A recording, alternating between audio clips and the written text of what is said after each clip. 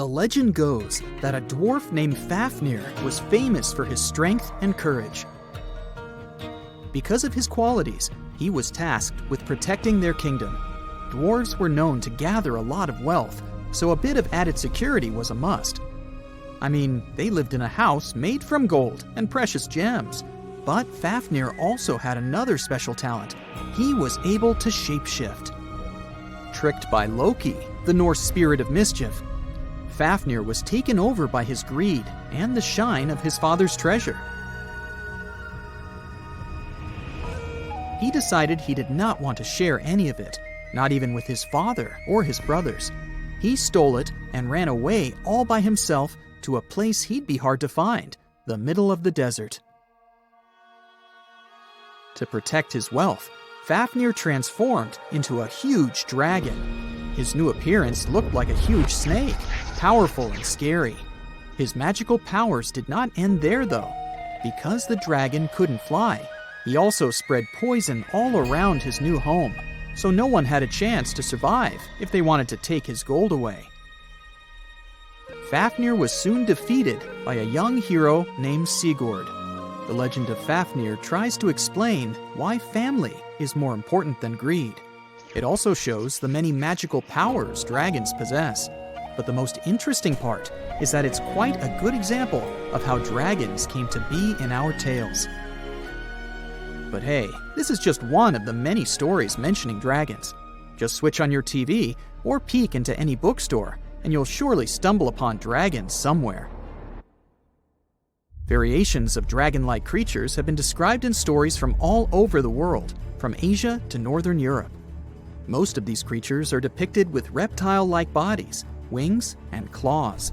And the scariest trait of them all, they can breathe fire out of their mouths. The name of these creatures comes from the Latin word draconum, which translates to huge serpent. But let's take a trip down memory lane to see how it all started. An Asian historian, for example, discovered some fossils back in the 4th century BCE and decided that he'd stumbled upon dragons. It's easy to understand why he got so confused if you look at a fossilized stegosaurus. It was 30 feet long, 14 feet tall, and covered in armored plates and spikes. The Nile crocodile might have gotten mistaken for a dragon too. It still exists today and lives in sub-Saharan Africa. But it may have been more popular in ancient times. When reaching maturity, Nile crocodiles can grow up to 18 feet long. But that's not all. It can even walk with its body off the ground, and some were even pictured standing on their 2 back legs. Goannas are dragon-like lizards that live in Australia. Large as they are, they also have razor-sharp teeth and claws, and are also known to even produce venom. It's easy to see why goannas may be the source for the Australian version of dragons. When humans first discovered whale bones back in the day, we had no idea these animals lived in the sea. Given their size, we surely must have thought they were dangerous. And because we rarely see whales, if we don't go underwater of course, they were poorly understood and easily mistaken for dragons too. Probably the most interesting source of dragon mythology is actually the human brain. In a book called An Instinct for Dragons, there was a theory which claimed that dragons existed in almost all ancient cultures because we had evolved to fear large predators to survive. We aren't the only mammals to do this. Monkeys have an innate fear of snakes and large cats too, for example. When you combine these natural traits with folklore, you get a lot of dragon stories everywhere, adapted to each region.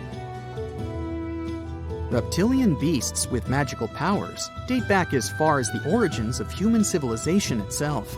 I'm talking about ancient Mesopotamia. Humans back then used to believe in all sorts of creatures, but their head spirit was Marduk, the patron of the city of Babylon. If you look at the artwork from back then, Marduk was depicted with a snake-like dragon at his side. It could be either nice or vengeful, depending on what mood it was in. If you want to sign up to become a dragon, the first thing they'll ask you at the interview will be if you can breathe fire, of course.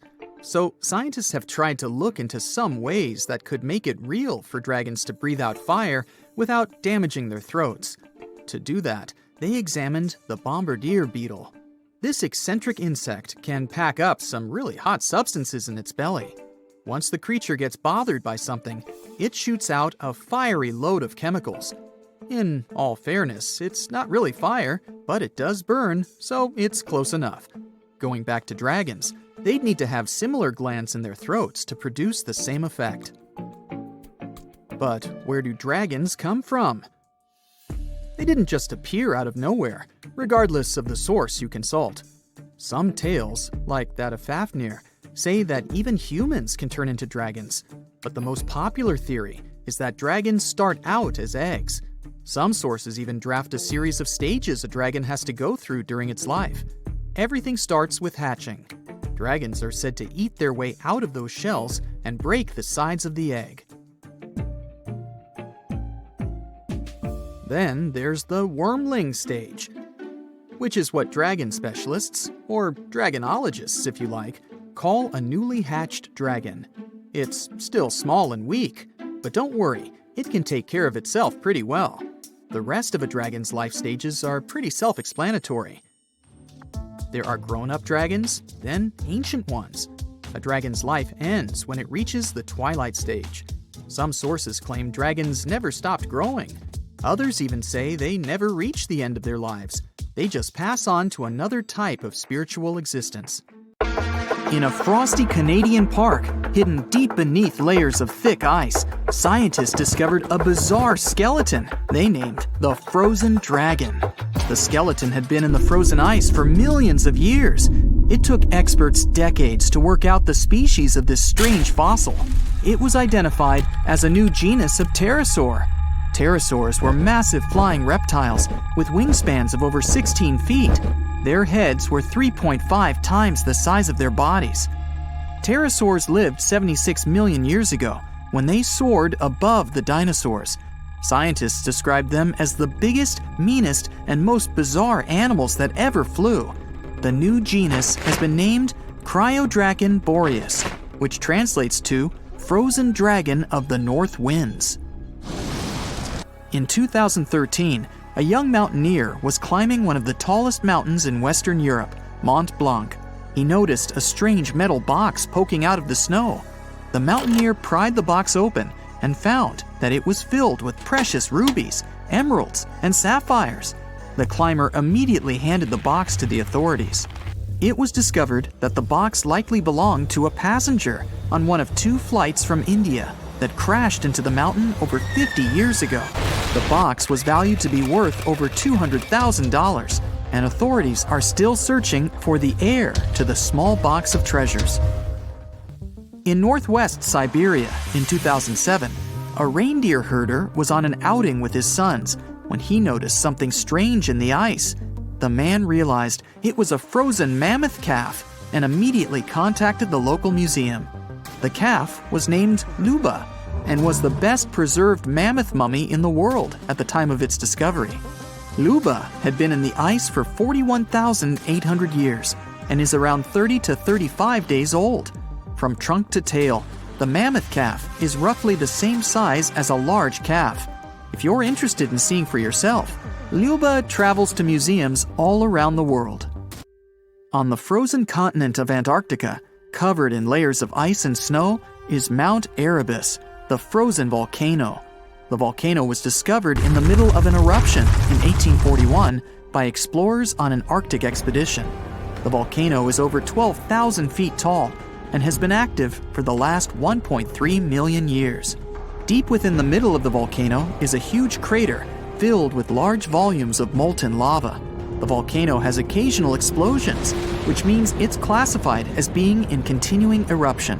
However, these eruptions are nothing to worry about because they're generally rather small.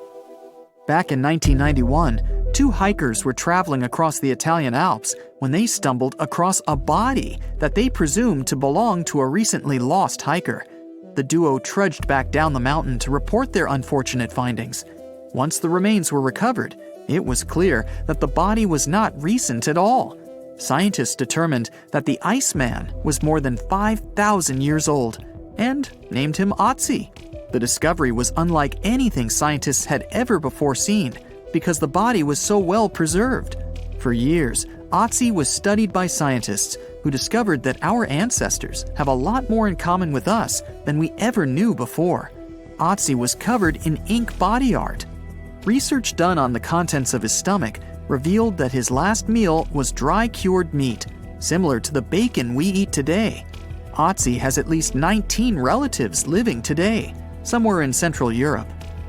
Scientists were researching ancient squirrel burrows in Siberia when they came across something interesting. One of the squirrels had hidden away precious seeds deep beneath the ground. The seeds had been encased in ice for 32,000 years.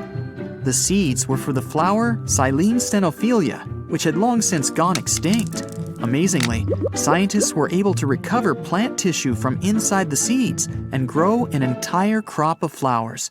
They've since reintroduced the previously extinct flower to natural habitats all across the world.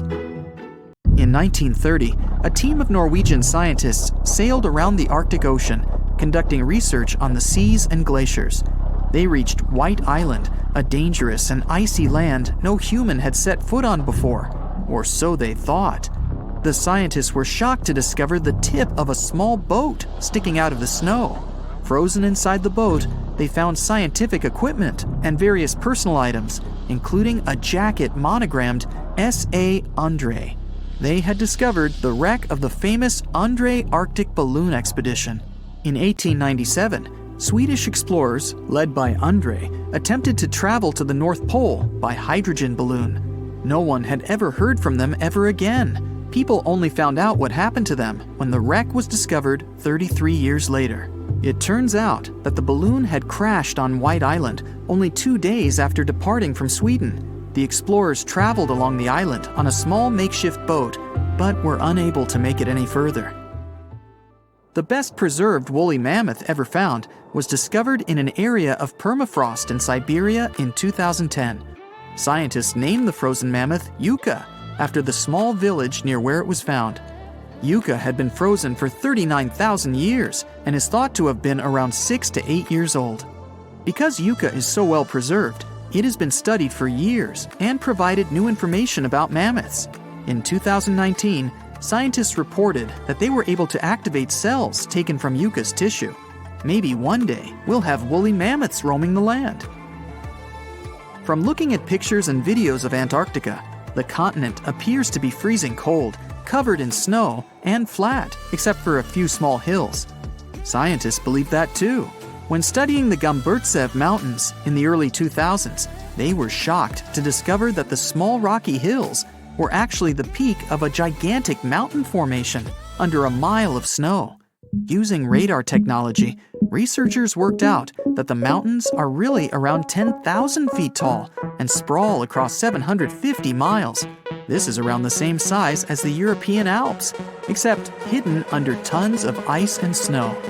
At a gold mine in Siberia, a businessman was examining a nearby river when he noticed something interesting in the frost. It was a small woolly rhino calf that was later named Sasha. The woolly rhino has been extinct for 15,000 years. It's thought that Sasha could have been frozen in the ice for up to 39,000 years. Sasha is unique because it's the only full-body woolly rhino to have ever been discovered. Glaciers around the northern Italian town of Palo have begun to melt. Artifacts from decades and even centuries ago have been discovered pouring out of the ice. Personal belongings from soldiers have been found, things like diaries, photographs, and even love letters. Historians have even uncovered an entire cabin preserved beneath the ice. The cabin was filled with hard metal helmets and clothes. In 1845, Sir John Franklin embarked on an ill-fated expedition to the North Pole. The crew traveled on 2 ships, HMS Erebus and the ironically named HMS Terror. The expedition met with disaster, and both ships were lost to the icy waters. In 2016, the HMS Terror was discovered by a team of researchers. Despite being lost for 170 years, the freezing cold waters had maintained the ship in pristine condition. Scientists described the ship as frozen in time. Dinner plates and glasses were still on shelves, beds and desks were still in order, and even the passengers' luggage appeared to be in good condition. The HMS Erebus was also discovered nearby, but due to changing water conditions, the ship wasn't in great shape. The glacial ice surrounding a mountain passageway in Norway that was notoriously used by the Vikings has revealed hundreds of ancient artifacts. One of these artifacts was a giant unopened wooden box that was welded together. Researchers were beside themselves with anticipation, waiting to open this box. They believed it would be filled with Viking treasures or artifacts that would give us an insight into ancient society. When they opened the box, all that was inside was a plain old beeswax candle. It turns out that this box wasn't actually as old as they thought it was. By analyzing the candle, they discovered that the box dates back to the 17th century. The age of the Vikings had ended by the 11th century. It's likely that the candle box belonged to a farmer who was shipping it from his summer farm to his winter farm to light up the long nights. Today, I'm going to tell you about creatures that had unique features which allowed them to grow to incredible sizes. They were some of the most impressive animals to have ever existed on our planet. The Argentinosaurus is a genus of sauropod dinosaurs that lived approximately 97 million years ago in what is now South America. Scientists think it was one of the largest land animals ever, with a length of up to 100 feet and a weight of up to 100 tons. A farmer stumbled upon a giant leg bone while tending his cattle. That's how he discovered the first fossils of the Argentinosaurus in Argentina in 1987. Further excavations uncovered more bones, revealing a massive dinosaur that would have dwarfed most other animals of its time. The Spinosaurus, meaning spine lizard, is a genus of theropod dinosaur that lived around 97 million years ago in what is now North Africa. It is believed to be one of the largest carnivorous dinosaurs to ever exist, with a length of up to 60 feet and a weight of up to 23 tons. The Spinosaurus is known for its distinctive elongated sail-like structure on its back. It was likely used for thermoregulation. It also had long crocodile-like jaws that were lined with sharp teeth. This allowed the creature to catch and eat large prey, such as fish, crocodiles, and other dinosaurs. The first fossils of the Spinosaurus were discovered in Egypt in 1912. The sperm whale, Physeter macrocephalus, is a species of toothed whale that is the largest toothed predator on Earth. It also has the largest brain of any animal species. It is found in oceans all over the world and can dive to depths of up to 7,000 feet in search of food. You can easily recognize sperm whales by their massive, block-shaped heads, which can measure up to 1/3 of their total body length. They have dark brown or grayish-blue skin and a distinctive wrinkled appearance. The Titanoboa is an extinct genus of a giant snake that lived approximately 58 million years ago. It is considered to be the largest known snake ever. It could grow up to 42 feet and weighed around 2,500 pounds. The first fossils of the Titanoboa were discovered in a coal mine in Colombia in 2004. This discovery meant a lot because it provided insights into the size and behavior of snakes during the Paleocene era, as well as the overall climate and ecosystem of the time. The blue whale, Balænoptera musculus, is the largest animal on Earth, measuring up to 100 feet in length and weighing as much as 200 tons. These marine mammals are found in oceans all over the world and can live up to 90 years. Blue whales have a long, streamlined body that is usually blue-gray in color with mottled patterns. They have a small dorsal fin and 2 pectoral fins that are about 1/3 the length of their body. Blue whales feed on tiny shrimp-like creatures called krill, and they eat a lot. A single adult blue whale can eat up to 8,000 pounds of krill in a day. The Leadsichthus is an extinct genus of large, bony fish that lived during the Jurassic period, approximately 155 million years ago. It is believed to be one of the largest fish that have ever lived. Some estimates suggest that it could grow up to 55 feet in length. The first fossils of Leadsichthus were discovered in England in the 19th century, and more recent discoveries have been made in other parts of Europe, South America, and Africa. Despite its enormous size, the Leadsichthus was a filter feeder, similar to modern-day whale sharks, and likely fed on plankton and other small organisms. The creature did it by simply swimming with its enormous mouth open, filtering water through its gills. The pterodostro is an extinct species of flamingo-like birds that lived approximately 35 million years ago. They were relatively small birds with a wingspan of about 2-3 feet. And they were known for their distinctive long, narrow beaks equipped with comb-like structures used for filter feeding. The pterodostro lived in shallow bodies of water, like lakes and lagoons, and mostly fed on small crustaceans and other tiny organisms. The animal filtered them from the water using the comb-like structures on the inside of its beak while swimming through the water. The African elephant is the largest land animal on Earth and one of the most recognizable ones. There are 2 species of the African elephant: the savanna elephant, Loxodonta africana, and the forest elephant, Loxodonta cyclotis. You can see them in various parts of sub-Saharan Africa. These creatures can be identified by their large size, gray skin, and long trunks. African elephants can grow up to 13 feet tall and weigh up to 14,000 pounds, depending on the species and gender. If dinosaurs once ruled the Earth, it seems like we should stumble upon their bones everywhere. But we don't. Why is that? Aren't you curious? There's no conspiracy here. The truth is that the quest to find dino remains is much more complex than meets the eye. Yes, dinosaur bones are real, we found tons of them, and they've already been uncovered on every continent, despite many people arguing otherwise. And the uneven distribution of these prehistoric treasures is simply a quirk of nature.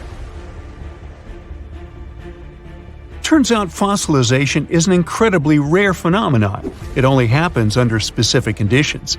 When a dino bites the dust, the journey to fossilization begins. The carcass needs swift burial by sediment, followed by layers upon layers, creating a geological pressure cooker. Minerals sneak into the bones, morphing them into stone. This unique recipe predominantly occurs underwater, where sediments like sand and mud can gracefully cloak the fallen giants. Which is why dinos meeting their end above ground rarely end up as fossils. For example, we barely find any fossils of species who lived in the jungle, and especially in the mountains. Researchers reveal that many fossils arise from areas near lakes or rivers. Whether drowned before a flood or carried away by rain, these dinosaurs lucked out in fossil formation. These are the reasons why we don't discover dinos in every nook and cranny. The harsh reality is that we might never meet many dino species, all because of these limitations of fossilization. Around 71% of dinosaurs will never be discovered. We don't even know how many species we've lost due to unsuitable conditions. If we're super lucky, we might find some fossils of mountain dinosaurs in local rivers, but that's a very rare case. So yes, while dinosaurs graced the globe, all the fossils we found so far were due to great luck. Now, this makes you wonder how much dinosaurs lived in general. There are myths about them leading a tortoise-paced life. People believe that dinos were sauntering through centuries to achieve colossal sizes. Funny enough, the truth is exactly opposite. In reality, dinosaurs lived shortly and shone bright like rock stars. Unfortunately, once these animals hit the prime of reproduction, they often found themselves on the fast track to fossilization before reaching their full-size potential. What's interesting is that dinosaur life cycles align with the rhythm of trees. Perhaps you know that it's possible to determine how old the tree lived by its rings. It's true, each pair of light and dark rings equals 1 year of age. Like the rings tell us about trees, dinos' bones tell us about them. Researchers examine slices of bones under a microscope, analyzing different tissues to gauge growth rates. Thick rings mean rapid growth, and narrow ones mean a more leisurely pace. In the animal kingdom, bigger usually equals longer life.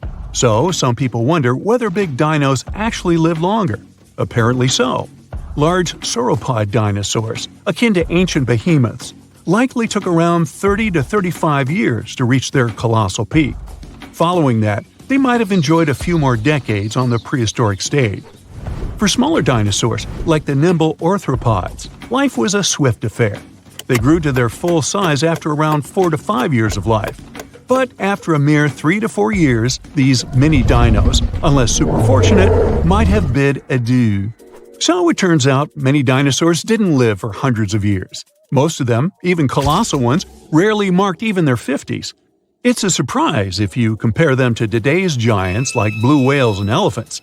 These animals boast human life-like spans. Blue whales live for around 80 to 90 years, and many elephants make it to their 60s to 70s. And they're not as big as some dinosaurs. Yeah, it's a pity that they left our planet so early, and we don't have a chance to study so many of them. What's even sadder is that dinosaurs have been doomed from the beginning. Even if a random cosmic rock hadn't hit our planet, dinosaurs would still have gone extinct by today. The Chicxulub meteorite smashed into our planet 66 million years ago. For the record, it didn't actually destroy all the dinosaurs, only the non-avian ones. The rest became birds. Yep, some of these colossal creatures became tiny chickens and pigeons we see today. Guess they know what wolves might feel like. But even before that happened, the Earth was slowly preparing a catastrophe for them.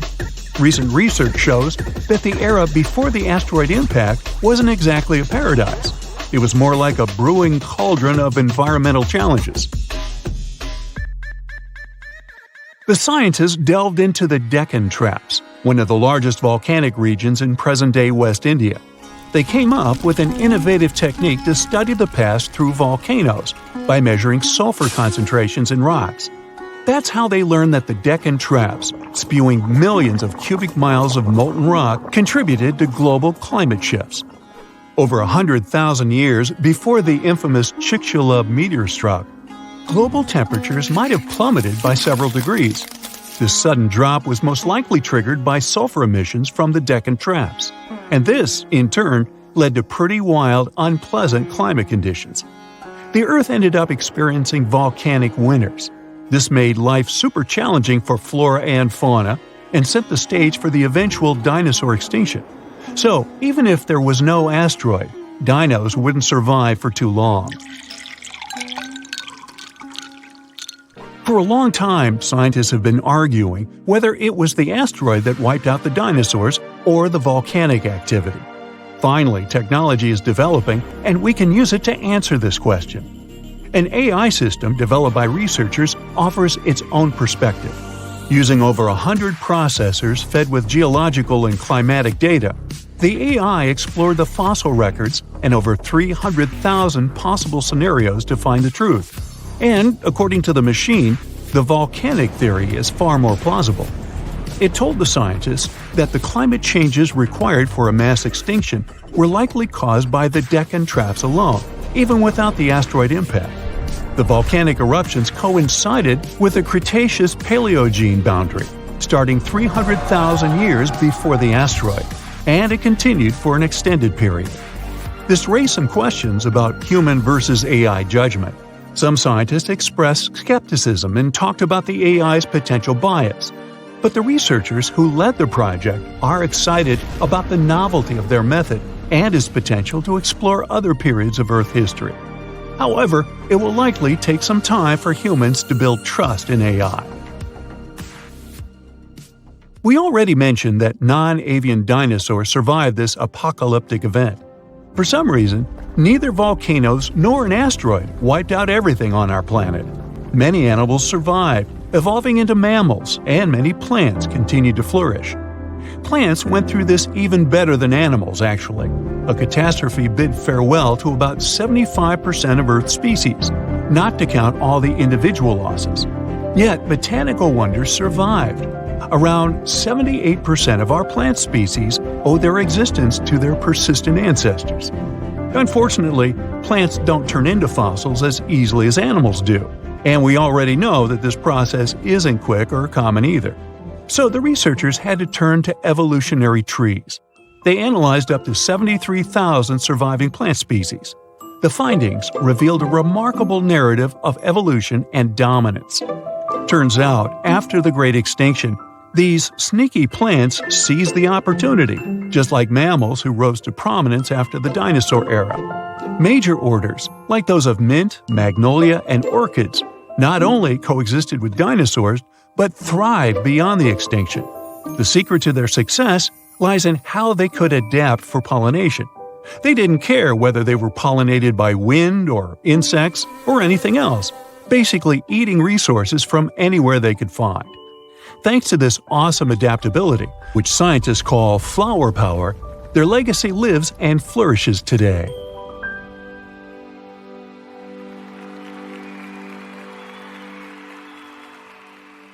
Hold on to your space helmets because NASA's Curiosity rover has just stumbled upon the wildest rock formation ever. And on April Fool's Day, isn't that just the weirdest coincidence? The device captured some images with some rocks that look like dragon bones. Now, let me take you back to 2012 when Curiosity made its grand entrance on Martian soil. It was like the queen bee of rovers, the biggest and most capable one at the time. And boy, has it been making waves since then. It's even discovered evidence of water and organic molecules on Mars. These findings were giant leaps in our quest to find out if Mars ever had its own little creatures. But hey, let's not forget that Curiosity is no spring chicken anymore. It's been trotting around Mars for a solid 11 years, and its heyday may have come and gone with the launch of the shiny new Perseverance rover. Nevertheless, Curiosity still manages to capture our imagination with its knack for spotting familiar-looking rocks. From objects shaped like fish backbones to ones that resemble traffic lights, Curiosity has given us plenty to marvel at. But now the internet is exploding with excitement over the jaw-dropping images from Curiosity's masked camera. People are going bonkers over what can only be described as dragon bones. One astrobiologist acknowledged we've seen our fair share of weird-looking objects on Mars. But this one exceeded all expectations. The current theory is that these unique ripples on the structure were formed after a whole lot of erosion, probably caused by the Martian winds. Now, you might be thinking, okay, cool, but what's the big deal about a funky rock? Well, for starters, it's a reminder of just how much we still have to uncover about our mysterious red neighbor. While we're gazing over potential dragon bones and daydreaming about interplanetary adventures, Curiosity has its serious hat on. Its main mission is to gather as much data as possible and figure out if Mars was ever a cozy home for teeny-tiny microbial life forms. It isn't the first time our trusty Curiosity rover has stumbled upon something truly out of this world. Our robotic explorer buddy has also given us a peek at a teeny-tiny rock on the red planet. It bears an uncanny resemblance to a fossilized book. Can you imagine stumbling upon a Martian library? On the 3,800th Martian day of its mission, our adventurous rover captured an intriguing snapshot of this unusual discovery. Using its nifty Mars hand lens imager attached to its robotic arm, Curiosity snapped a pic of this rock that looks like it's been plucked straight from a librarian's wildest dreams.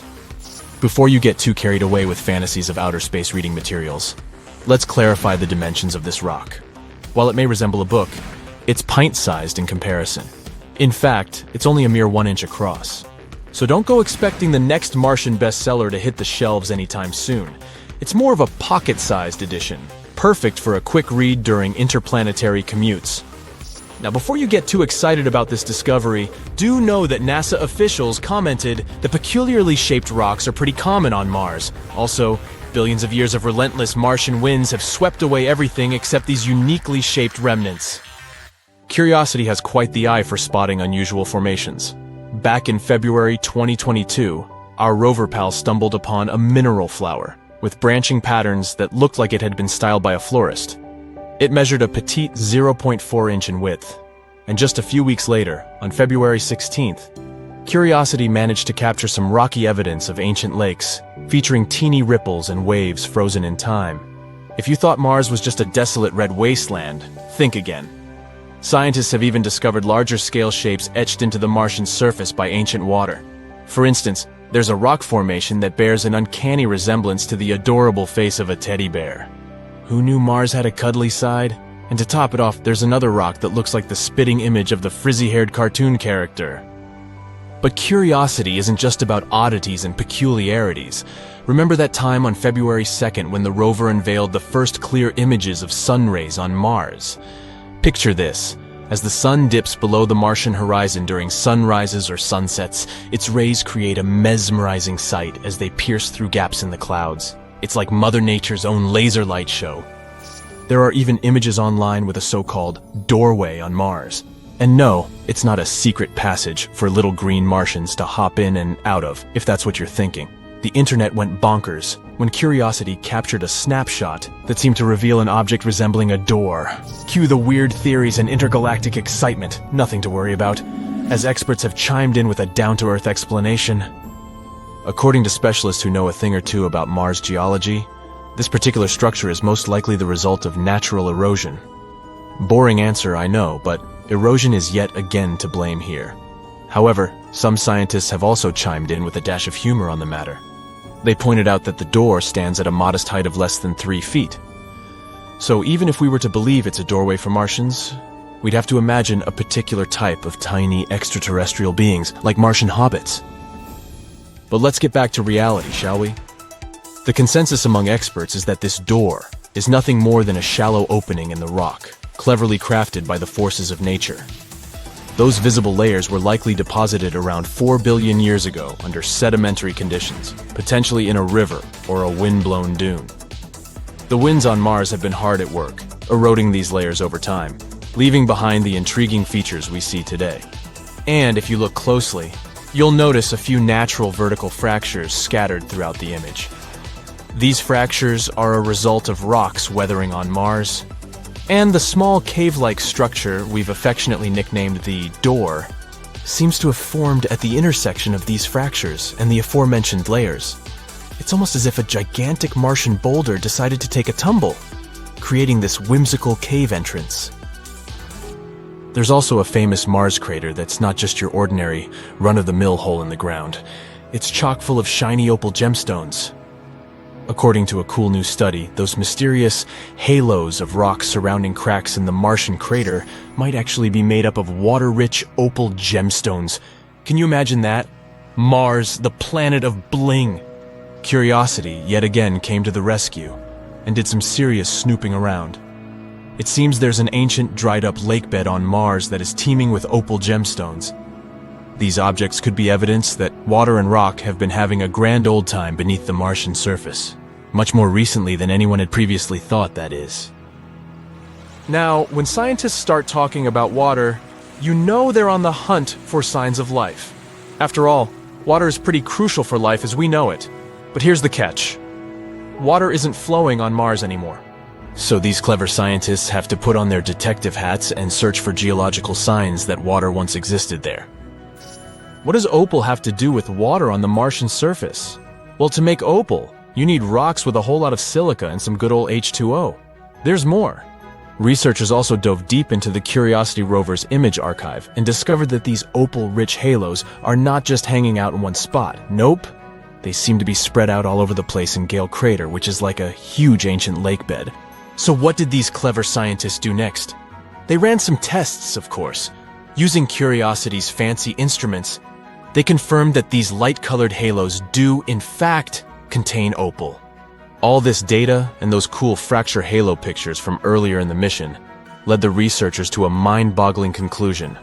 Water must have been hanging out all over Gale Crater for a long time after the ancient lake dried up. This means that life might have existed on Mars and for a bit longer than we'd been guessing. Who knows, maybe even into Mars's modern geological period, which, get this, started a whopping 2.9 billion years ago. There's a lake in the heart of Asia that holds 1/5 of all the world's liquid freshwater. It's more than all the 5 Great Lakes have together. Even if all the rivers on our planet suddenly changed their direction and set on a mission to drain this lake, it would take them a whole year to finish the job. I'm talking about the deepest lake in the world, Lake Baikal. If you decide to go all the way down to its deepest point, prepare for a journey of almost 5,400 feet. The descent takes several hours, but the rift floor of the lake is way deeper, between 5 to 7 miles beneath the surface. It means it could be even further down than the Challenger Deep, which is the deepest known place on Earth. The amount of water it has would be enough for everyone on Earth to have something to drink for up to 50 years. This mighty giant of a lake replenishes its water completely every 383 years. Baikal has a great delivery crew of over 300 rivers and streams. bringing their waters right in. And only one river flows out of Baikal, the Angara, which is headed straight for the Arctic Ocean. Baikal isn't only the deepest, but also the oldest existing freshwater lake in the world. It formed at least 25 million years ago. It all began when the Earth's crust decided to play Tetris and created the lake and the surrounding mountains. At some point, Baikal must have been just a humble riverbed, but then tremors and fractures shook the Earth, and the distance between the shores got bigger. Water levels rose thanks to the melting glaciers. Then, several lakes formed and later merged into one. Baikal is one of around 20 lakes in the world that are older than 1 million years. And since it wasn't disturbed by glacial periods, it's a perfect research ground for scientists. Its deep-drilled core sediments can tell a lot about the climate of our planet in different periods. Since Baikal is in a rift basin with 2,000 seismic tremors per year, the lake is deepening and still growing in size. Its shores drift apart at around the same rate as South America and Africa are moving away from each other, so it has all the potential to become an ocean. Another thing Baikal has in common with the oceans is that it has water rich in oxygen, even at its lowest depths. This is one of the reasons why the fauna of the lake is so incredibly rich. It's home to over 2,500 various animals and 1,000 plant varieties.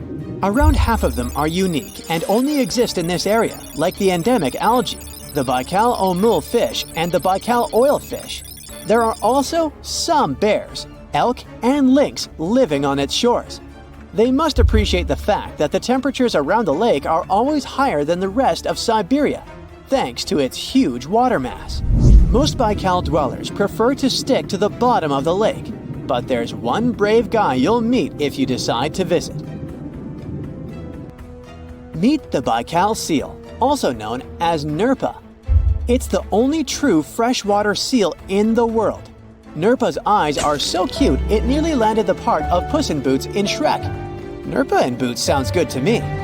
These huge eyes are there to help them follow their favorite pelagic fish underwater. There are other seal kinds that can handle freshwater or use it to breathe, but these cuties spend their entire lives in it. But wait, how did seals, which are supposed to be oceanic creatures, end up in a lake miles and miles away from the sea? About 400,000 years ago, during the Pleistocene era, these adventurous creatures traveled up the river and drainage systems that connected Lake Baikal to the Arctic Ocean. The ringed seal that still lives in the Arctic is believed to be the Baikal seal's closest ancestor. Today, Baikal seals are confined to their freshwater home because of the changes in waterways. And they seem to be pretty happy with their home as they can choose from a huge variety of food to eat. The seals mostly hang out in the north and central areas of the lake, but move south in the winter. The lake gets covered with ice, which they use as a chill-out zone, just like their oceanic cousins use rocks or the beach. Since at least 1969, Lake Baikal has had some mysterious ice rings pop up randomly here and there. At some point, they got so big that the astronauts even spotted them from space.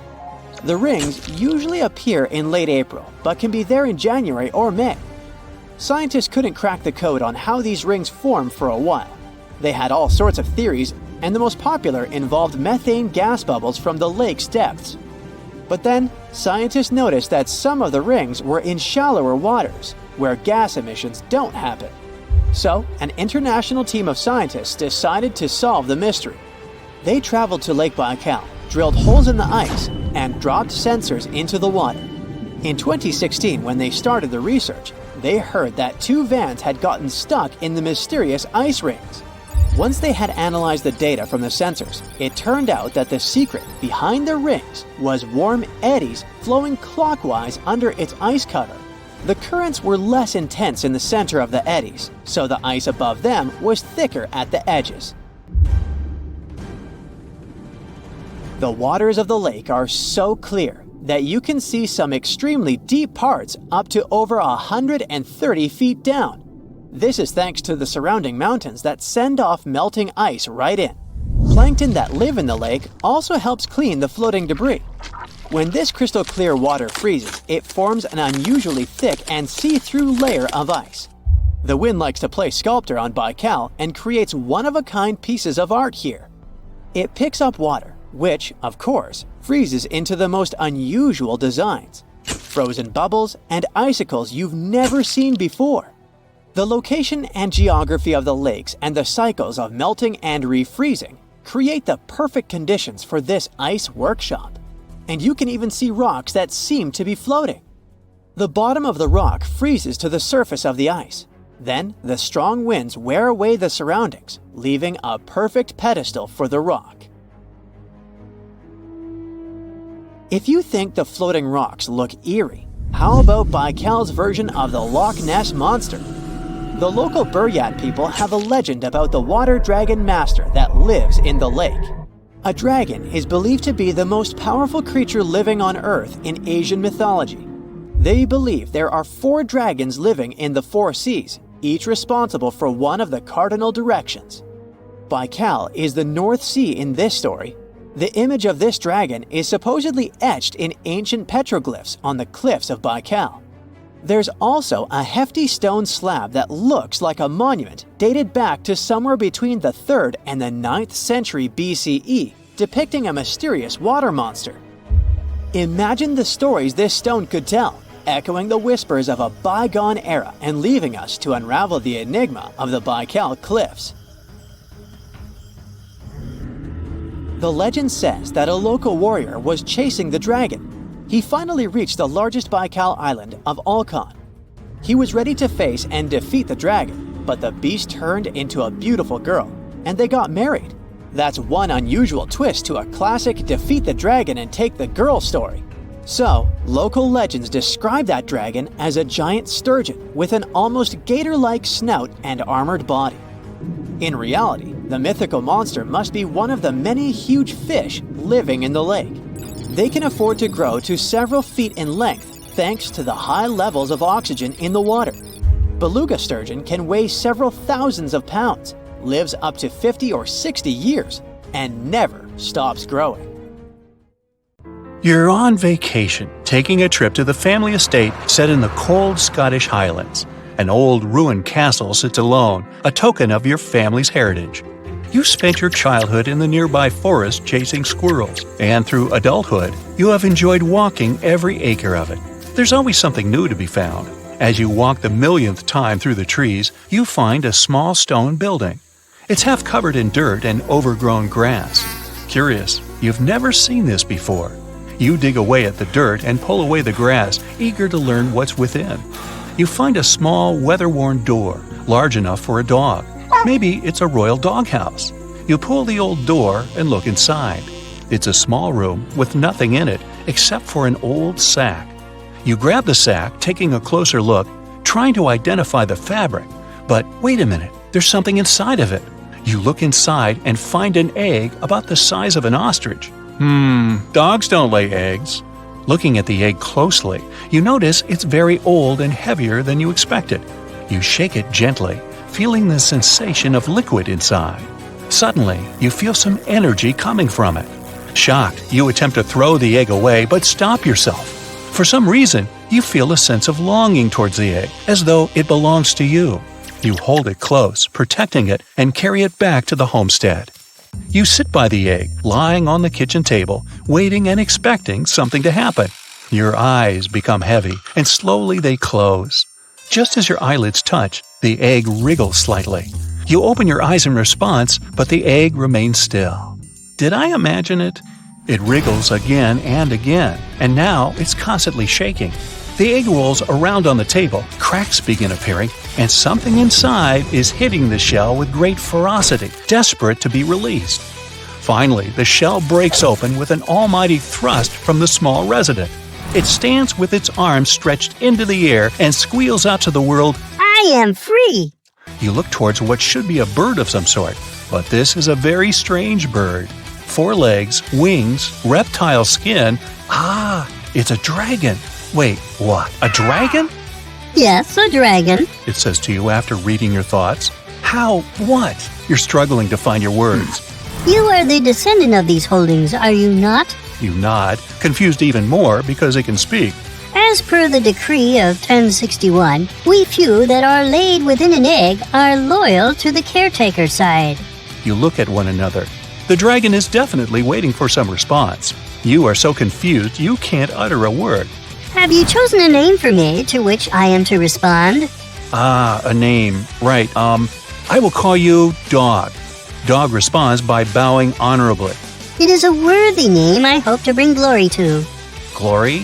I don't understand why you're here, though. Why now? Dog explains that when elements of magic within the air react, it creates a perfect environment for dragon eggs to hatch. From a scientific perspective, changes within the Earth's atmosphere could probably explain all this. Whether it's the temperature, hydrogen levels, or changes in the ocean, it's impossible to determine.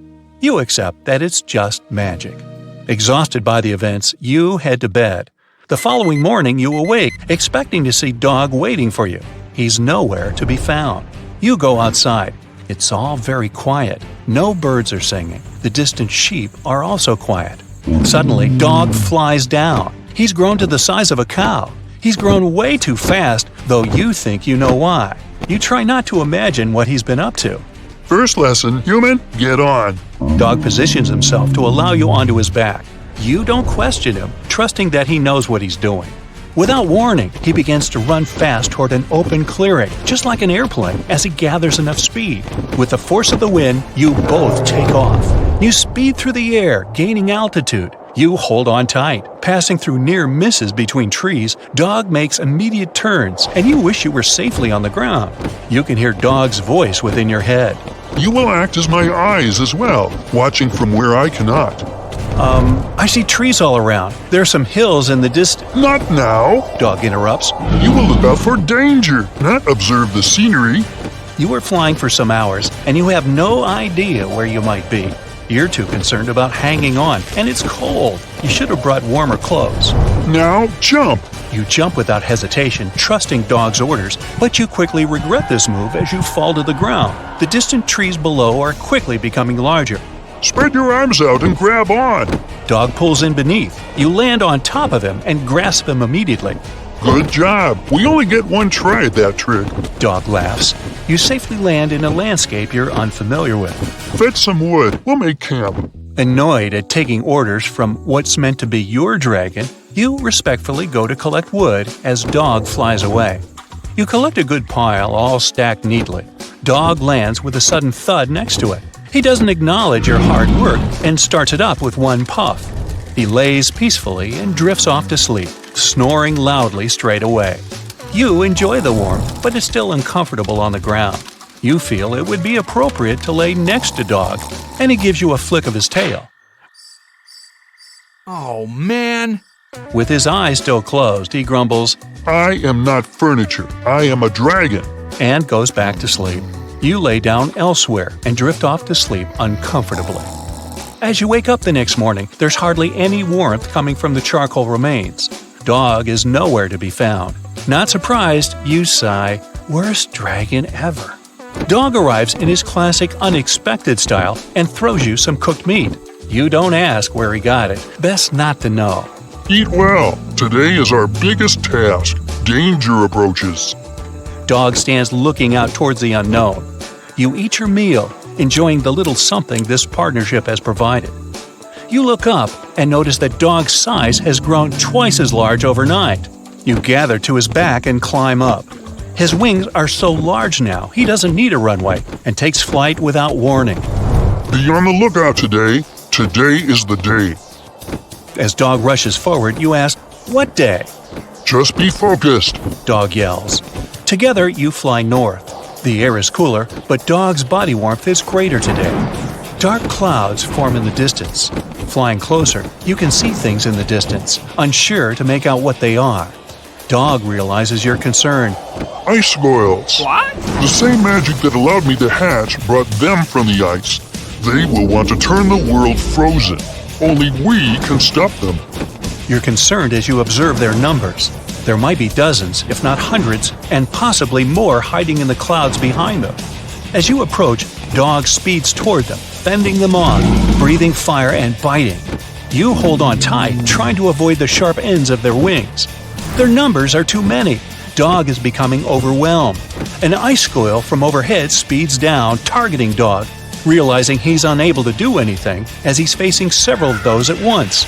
You leap towards it. You hit it in midair. It's like hitting a stone wall. You make no effect apart from distracting it. It flicks you away and you fall. Dog sees you, but he's unable to help, so he cries out to you. You fall helpless to the ground. I've got you. You can hear a girl's voice. She grabs you by the arm, pulling you onto another dragon. You smile and then turn around to see that there isn't just one, but dozens more, all flying to save Dog. The group of dragons targets the ice squirrels, rescuing Dog. Then they turn to defeat the remaining ice squirrels. A piece of whale rib has recently been found in a North Carolina mine. Not a big deal, some might think. Hey, why can't a whale be a miner, right? But this fragment offers scientists a unique glimpse at the interactions between prehistoric sharks and whales from around 3 to 4 million years ago. The thing is, 3 tooth marks embellish the rib. That means that the whale was once badly bitten by an animal with a super powerful jaw. Judging by the spacing between the tooth marks, and it reaches almost 2.5 inches, this animal could be a mega-toothed shark. I'm talking about the Megalodon. Or it could be a different shark species which was around at that time. The curvature of the shark's jaw shows that the animal was relatively small, between 13 and 20 feet long. Yeah, small. As for the whale, it seems to be the ancestor of a great blue or humpback whale. Researchers are amazed. You don't usually expect to find evidence of animal interaction and behavior preserved in the fossil record. After examining the sample carefully, they concluded that the shark must have gone away with a mouthful, but the whale had survived because most of the fossil fragment is covered with what is known as woven bone. It quickly forms in response to localized infection. Such bone isn't particularly strong, and later the body remodels it into compact bone tissue. But it takes time. The presence of this bone means that the healing was incomplete and the whale passed away 2 to 6 weeks after the unfortunate encounter. On the other hand, its demise could have been unrelated to the infection and injury. Only a handful of fossils show such kinds of interactions between ancient animals. You can often find bite marks on fossils indicating where the animal passed away and its carcass was scavenged. But this fossil is one of a few examples that not only show a wound inflicted by another animal, but also demonstrate that the prey survived. All fossils are exciting for paleontologists. Yes, they need to get out more. But some might look terrifying to regular people. For example, look at this picture of tentacle arms and octagonal-shaped heads. When it first appeared in mass media, internet users claimed that it was some ancient organism that had come from space. Others thought the story was fake, but in fact, both the picture and the fossil are real. The fossil is known as a mortality plate, a fossilized representation of a mass extinction event of one or several species. The fossil actually contains more than a dozen specimens of a type of marine organism called a crinoid. Despite their looks, crinoids were not plants but marine animals. This particular species lived deep underwater on the seafloor. Crinoids were related to starfish, sea urchins, and brittle stars.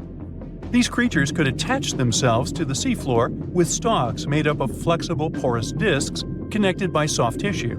The stalks were hollow, and that's where the animal's nervous system was located. Crinoids absorbed oxygen through thin-walled tube feet. The creatures usually reached the length of more than 8 inches and had 5 arms lined with leathery-looking tentacle-like structures. They fed on plankton and sloughed off organic material. Now, even though these fossil finds seem to be super exciting, few creatures in the fossil record confuse scientists as much as the Tully monster. This curious sea creature sported a toothy, trunk-like snout and eyes splayed out on a rigid rod. But the most bizarre thing? It has been impossible to classify. Researchers have been considering a variety of organisms, for example, segmented worms, swimming slugs, and primitive eel-like creatures, since the monster was discovered in 1966. Recently, they have even tried to connect it to some species of jawless fish with a backbone-like structure. A team of scientists from Japan has used high-resolution laser scanners to examine the anatomy of Tully monster fossils in 3D. They concluded that the enigmatic fossil might be an invertebrate after all, and still, the true identity of the creature remains elusive. In the 1950s, amateur fossil hunter Francis Tully found a ghostly imprint of a torpedo-shaped organism with a huge tail fin in the Mazon Creek fossil beds in Illinois. Tully had never seen anything similar to the torpedo structure. He took his find to Chicago's Field Museum of Natural History. Paleontologists working there were baffled as well.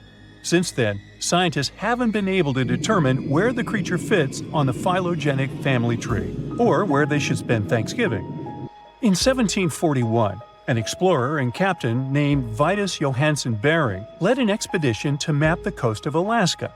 The ship he was on got shipwrecked on what later became known as Bering Island, and they got hungry.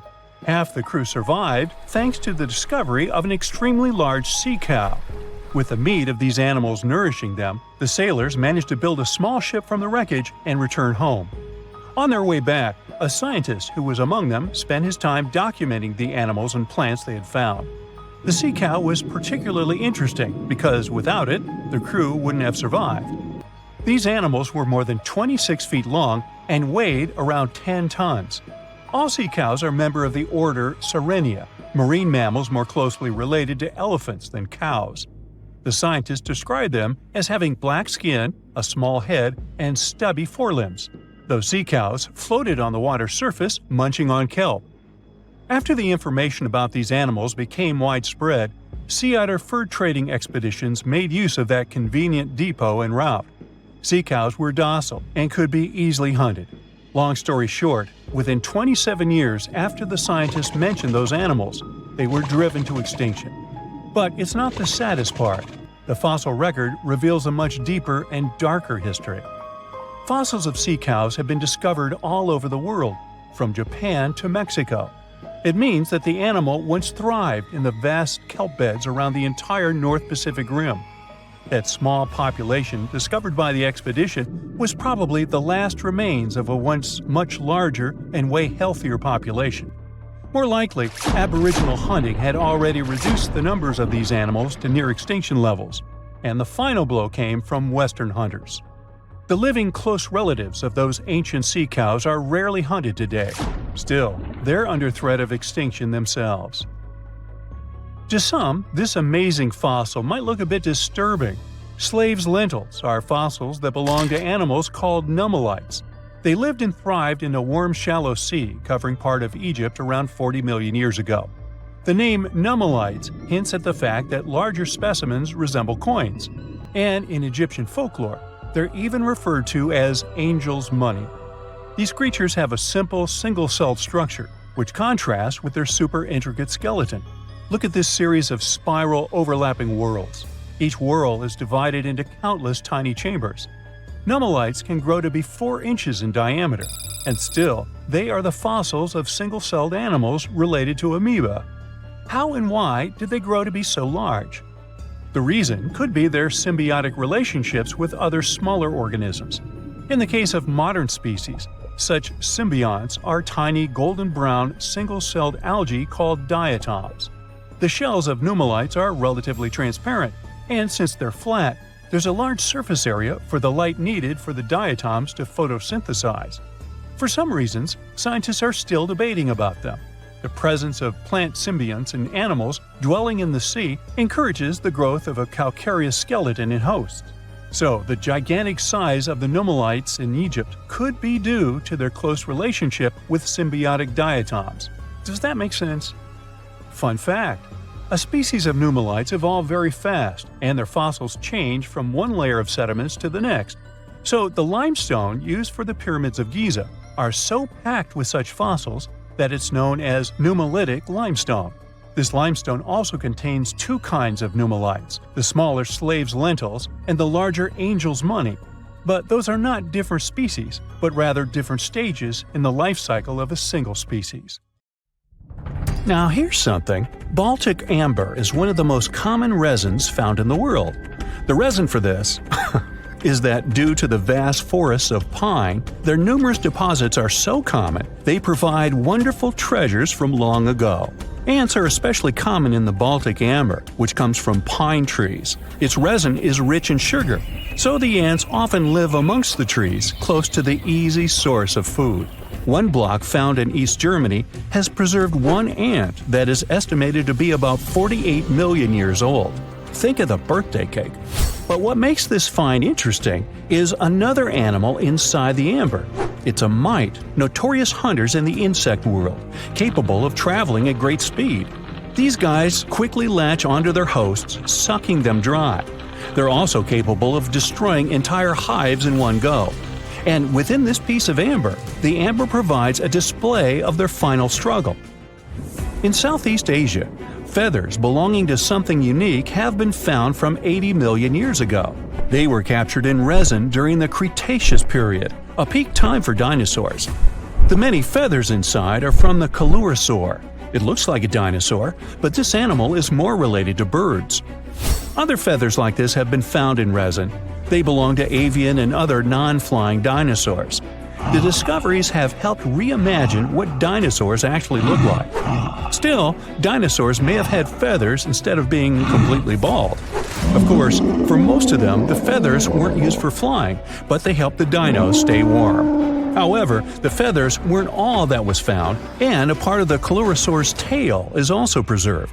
Still, it's so small and ancient that its DNA hasn't survived to map their entire genome.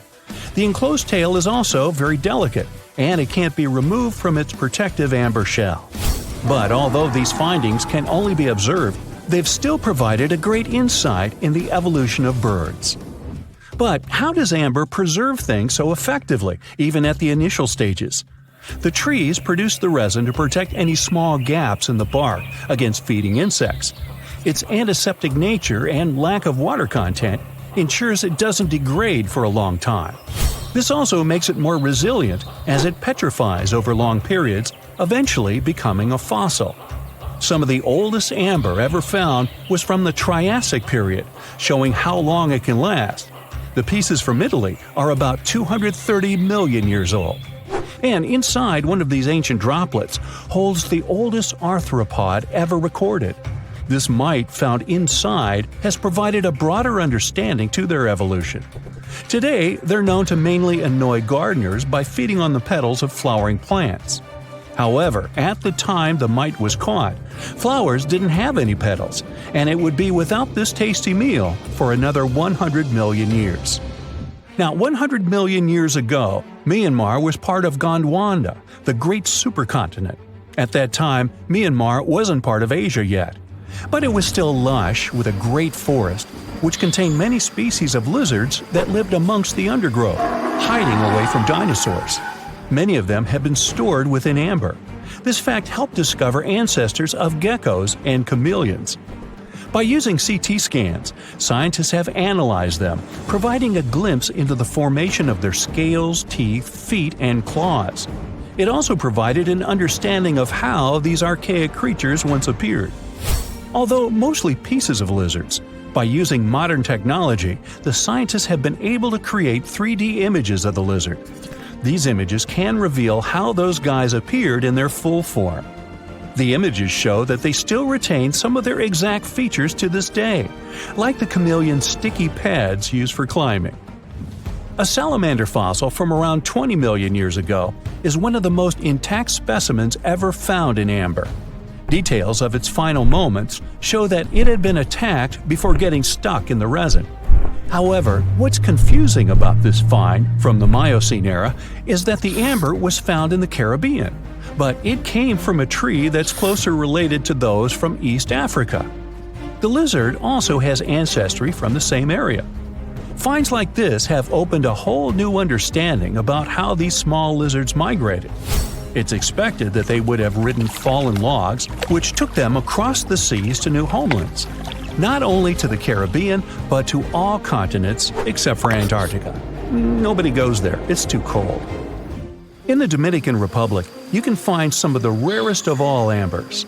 This Dominican amber came from neotropical forests from around 20 million years ago. Many of the trees that made the resin are now extinct. The amber is almost completely see-through and can come in an array of beautiful colors.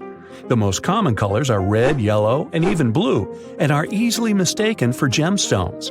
One was found with a flea caught in it, dating to when the forest was at its peak and the mammalian variety thrived. Fleas were likely common at the time, and this flea in particular had recently fed on a mammal before getting stuck. However, something more intriguing was found within the flea. While scientists checked what mammal DNA was within the flea, they found that it was carrying an ancient bacterial blight. These blights have been constant throughout Earth's history, dramatically decreasing populations of animals and plants. This now extinct blight in the amber helped scientists determine how much the bacteria have evolved and how it spread. Now, most remnants of insects inside amber aren't much more than the exoskeleton bodies. But with some found in Myanmar, they were so well preserved that even the color of the insects is still intact. Colors in nature appear in three different ways. The first is bioluminescence, that's produced by a chemical reaction within a living organism. The second is about pigments, where the color appears in an animal or a plant tissue. The third is called structural coloration, and the production of colors here is explained by microscopic surfaces fine enough to react with the light. The rare insects in amber were found in the form of structural coloration, but only at specific wavelengths. It all explains the very intense colors rarely found. 99 million years later, these bugs can still show their vibrant colors – blue, purple, and green. Some of them appear so different in color and shape that they almost look like they're from another world. Which of course they are, a very old one. Ants have been around for about 168 million years, based on fossil evidence provided. They're well known for their social hierarchies and their hive mind system. They've dominated almost every corner of the insect world, but when these social capabilities came about have been difficult to determine. Yet, recently, amber dated from 100 million years ago has shed some light into their evolution. Several amber pieces have preserved various ant types, including the worker ants, guardian or soldier ants, and even a queen ant. Before these pieces were found, it was estimated their social nature occurred millions of years later. A piece of amber dated 100 million years ago helped shed light on the evolution of birds. A perfectly preserved bird that hatched preserved in amber was already equipped with its flight feathers. With the earlier physical abilities, they would be capable of moving around the nest by themselves at a very young age, and it's expected they could search for their own food almost immediately. But as birds continue to evolve and spend more time in the skies, their brain developed larger for their cognitive abilities. After hatching, their early development was then more focused on the brain, and the chicks slowly became more reliant on their parents over time. In Spain, a massive treasure trove of amber and other fossils has been found. Inside, there were remnants of an entire ecosystem that existed 110 million years ago. A bunch of individual fossils were found. The vast collection includes many types of insects, mollusks, arachnids, plants, 50 different dinosaur bone fragments, feathers, and hair from mammals, and a McDonald's burger wrapper. Nah, just kidding. With the abundance of findings, it's helped researchers understand the ancient terrestrial ecosystem that once existed. With loads of specific details of the environment, they've reconstructed the swamp. This way, it's now possible to experience what it was like in the world of dinosaurs. So, a team of archaeologists digging in the far north of Zambia stumbled upon something that could change all we know about early humans. Was it a Walkman? Nah. It's a wooden structure built around 500,000 years ago, the oldest of its kind on Earth. The construction consists of 2 logs that had been shaped to fit together, something like Lincoln logs, those toy building sets. There's no chance that the 2 logs could have just drifted along the river and merged in that shape naturally. They were carved with sharp tools before Homo sapiens, or modern humans, appeared in Africa. Researchers don't know which species of ancient humans could manage to create something like this, but they were pretty great at planning and maybe even used some language to discuss their construction projects. It also means we can't be so sure that Stone Age folks were just wandering nomads. They might have been more settled down than we thought, with enough resources to stick around in one place. Finding wooden stuff from the Stone Age is like looking for a needle in a haystack, because it decomposes over time, much like Beethoven. But this one was found near Colombo Falls, near the border of Zambia and Tanzania. The construction might have been a walkway, a firewood or food storage spot, or a base for shelter. It was preserved so well in waterlogged sediments that have no oxygen and kept the construction fresh. The discovery has marks left from tools that were used to make the two pieces fit together. Archaeologists also dug up 4 ancient wooden tools at a site: a wedge, a digging stick, a chopped log, and a branch with a notch, all dated back to over 300,000 years ago. Scientists analyzed minerals in the sand around the goodies they found and used a technique called luminescence dating to tell the age of the finds. Experts believe that they should study more waterlogged sites because they could have more examples of ancient woodworking. Archaeologists have to be really careful while working with these finds not to damage the delicate wood, so they use plastic tools. The team that found the construction had to keep the wood wet so it wouldn't lose traces of human activity or break. They took it to the UK to study in special tanks for underwater photography. There, they made 3D models of the wood. The earliest wooden artifact found so far is a piece of polished plank from Israel, which is over 780,000 years old. There were also some wooden tools for foraging aged 400,000 years, but none of these finds are as progressive as the wooden construction in Africa. Scientists found cotton fibers from the ancient Near East that are 7,000 years old, the oldest of their kind. The place where they were found is like a time capsule, with mud brick buildings with all sorts of ancient goodies, giving us a peek into what life was like back then.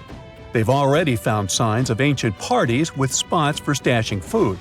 Usually, stuff from this era turns to dust, but thanks to fancy microscopes, experts can dive deep into the sediment collected from the site and uncover all sorts of organic remnants, including these cotton threads.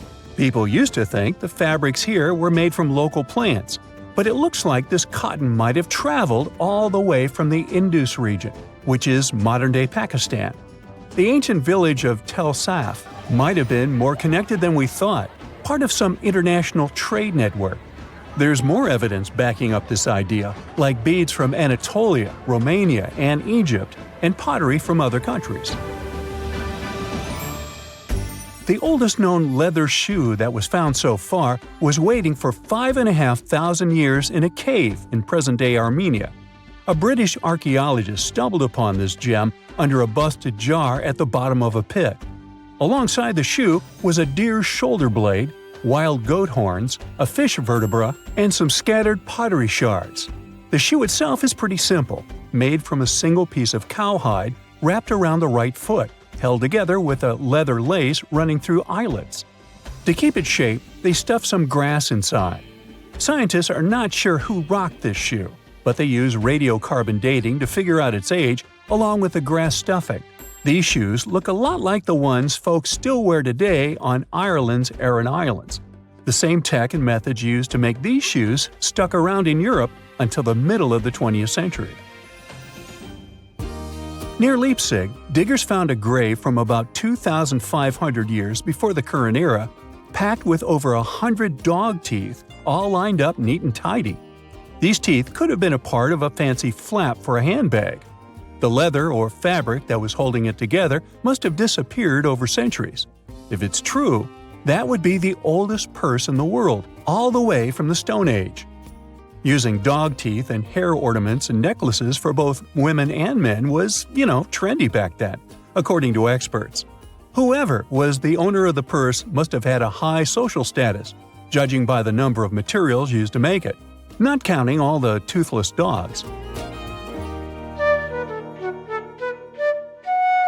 It looks like the oldest musical instruments ever crafted by humans are ancient flutes made of bird bone and mammoth ivory.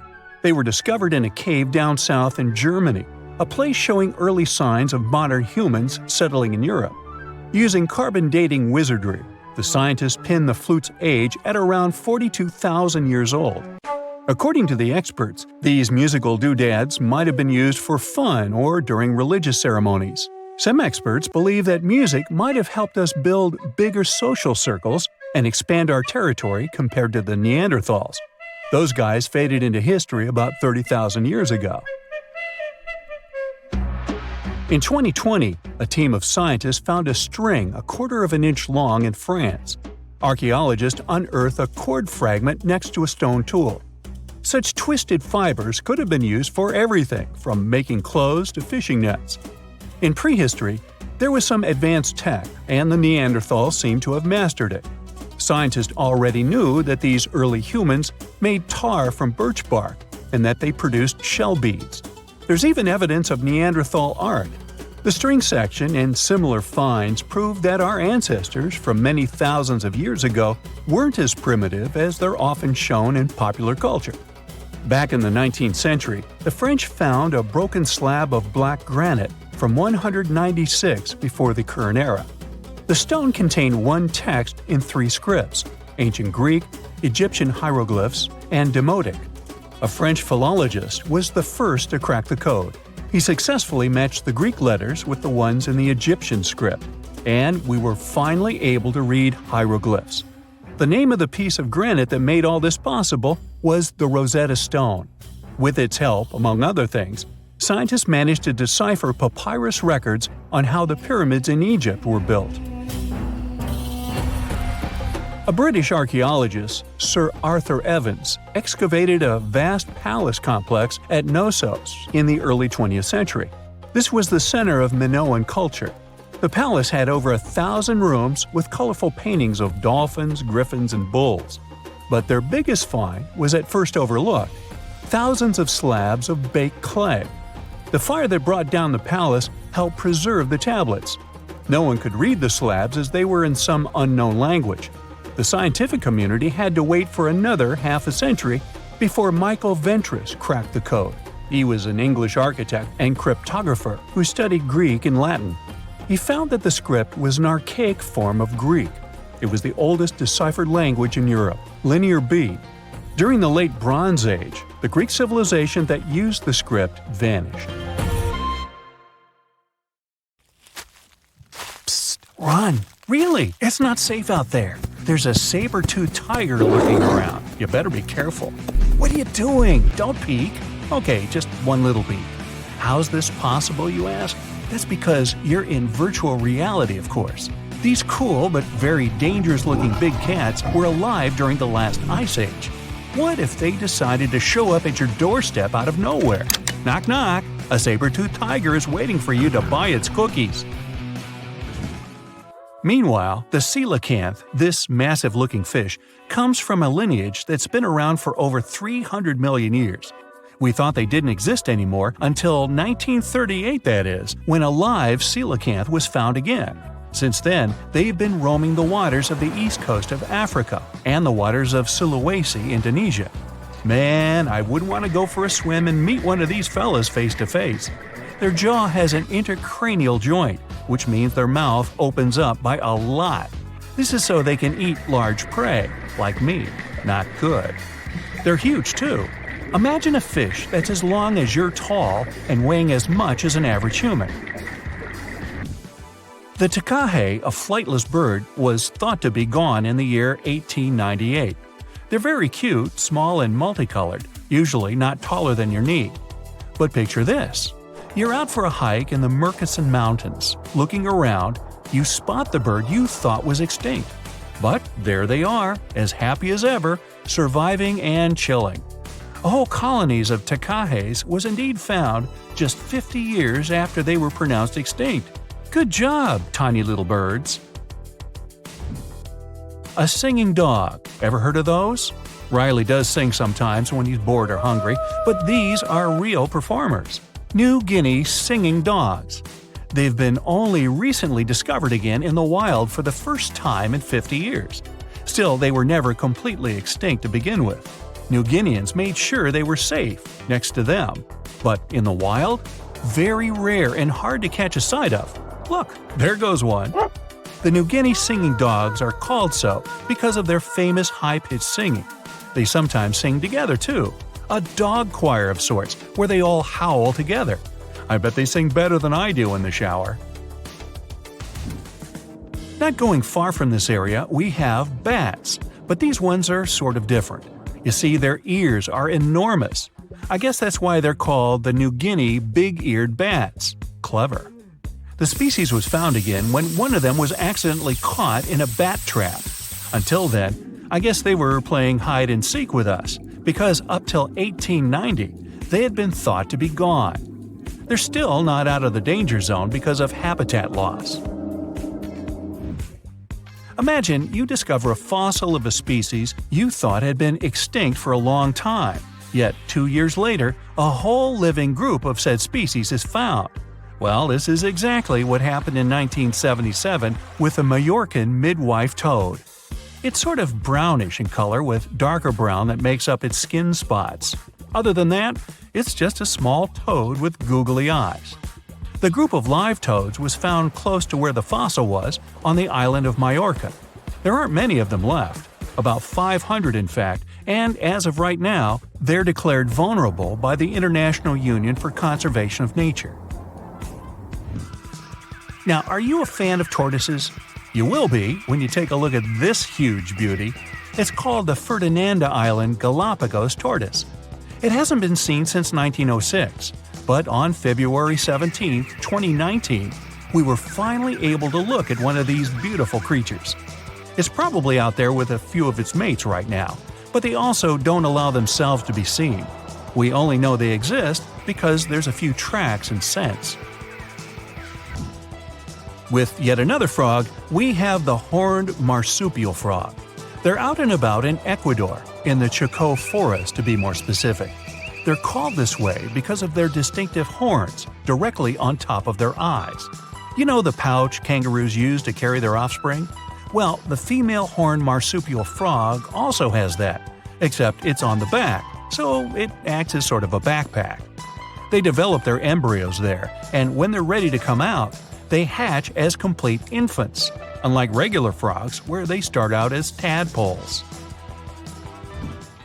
One more toad, the starry night toad or harlequin toad. They're black and covered with loads of white spots all over them. Lost for 30 years, it was discovered back in 2019. Picture them as big bodyguards, water bodyguards to be exact. Oh, that's a very big toad on your screen. Well, for the Arhuaco people, that's exactly what they are, guardians of water. They also have their own name for them, Guna. Sounds like a cheese. When scientists found them yet again, they came across 30 of these little creatures, but initially, they were expecting only one. Well, what a nice surprise. Here's a tiger for you, although it doesn't quite look like your typical tiger. It's called the Tasmanian tiger, and it seemingly disappeared since 1936. But then, out of nowhere, people started seeing them out there in the wild just 5 years ago in 2016. They sort of resemble dogs more than tigers, or a fox maybe. Just take a look at its muzzle. Maybe even a mix of both. Then, a few others started popping up too. And if you happen to think you're seeing one right in front of you, but you're not quite sure, check if they've got stripes on their back. They're definitely out there, but still technically marked as extinct by the IUCN. Okay, picture a horse that looks straight out of a movie scene. Tiny, gorgeous fur, very well behaved. It's tiny, but it's not a pony. It's a Caspian horse. They have an interesting backstory to them. They were discovered by Louise Leyland, who got married to an aristocrat in 1957. Having moved to Tehran, Iran, she didn't quite like how the horses behaved there, so she took matters into her own hands. She took a few people with her, and off they went to the Caspian Sea mountain. And in there, they found 3 of these beautiful tiny little horses. Well, that's how the story goes. Coming up next, a possum that was found in an unexpected place. Guess where? You have 3 options to pick from: hiding in a ski resort, in the Australian outback, or in someone's apartment in the bathroom. Which one do you choose? You have 3 seconds. The right answer is a ski resort. Yes, this possum is called the mountain pygmy possum, and it's originating from Australia. So far, there are 3 different living populations of this tiny possum, but it was believed to be extinct until just 1966. There are fewer than 100 of them, so the IUCN has marked them as critically endangered. Also from Australia is the night parrot, an absolute delight to birdwatchers. Very beautiful, yet mysterious. These little fellas live in very remote areas. You can probably count on the fingers of your hand how many times these birds have been seen since they were found again in 1979. That's how rare they are. Have you ever seen a pygmy tarsier? Neither have I. It was only in 2008 that 3 of them were caught. Scientists don't really want to lose track of their movements again, so what they did was gift them with tiny little collars. This way they can live their life as happy as ever and will know they're safe. The last one I want to tell you about is the tree lobster, but as the name might mistakenly tell you, they're not really lobsters. They're just big black bugs with huge legs. Their extinction story is a sad one. In 1920, a cargo ship got stuck on Lord Howe Island, and it had rats aboard. These rats fled the ship and ran straight to land. Even though tree lobsters are bigger than most insects, they're still relatively small compared to rats. The poor things never stood a chance. Still, in 2004, life shone again for these distinct critters. A pair of Australian scientists were out and about on the island and came across 24 of them. All of them were living beneath one single shrub. Hey, if there's enough space for everyone, it's not small, it's cozy. Bottom line, it's better to be distinct than extinct. Don't you agree? It was the largest fish our Earth had ever seen, and its bite was strong enough to crush a car. The largest of its teeth found was the length of a remote control. It consumed about 2,500 pounds of food a day. That's like 3,300 cans of tuna for you. The earliest Megalodon fossils are from about 20 million years ago, but you won't see its skeleton, and that's because the mighty Meg had no bones. A skeleton made from bones gives most animals their body shape and strength. Sharks, though, come from the same subclass as rays, skates, and sawfish and have cartilage instead of bones. Cartilage is a tissue that is softer and more flexible than bones, but it's still tough enough to shape the body and protect the internal organs. Some areas are more flexible, since cartilage is weaker, and some, like the shark's head, are much tougher thanks to calcified cartilage. Their snouts, though, are made of really soft and flexible cartilage to work like a bumper in case of a collision with some dangers. Who knows if they'd be able to do all this with a heavy skeleton? Plus, cartilage makes their jaws more flexible, and they can open their mouths much wider than they would with a jaw made of bone. Our hero, Meg, was no exception, and it had the strongest bite of all living creatures, which was also made possible by a skeleton made of cartilage. Sharks take full advantage of their cartilage. It helps them swim and turn fast while hunting. One drawback of this type of skeleton is that it was really tricky for scientists to establish the shape and size of Meg. Normally, they would do it using fossilized bone skeletons or their parts. With Meg, they had to guess based on the teeth they found and comparisons with living relatives. A more recent 3D computer model was based partially on scans of a preserved spine discovered in the 1860s.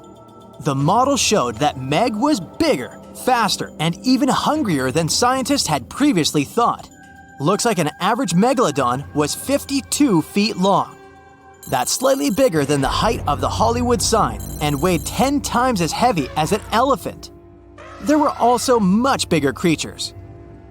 Scientists still aren't sure how the Megalodon got this size. The fact that there were bigger and smaller Megs probably has to do with a little something called Bergmann's rule.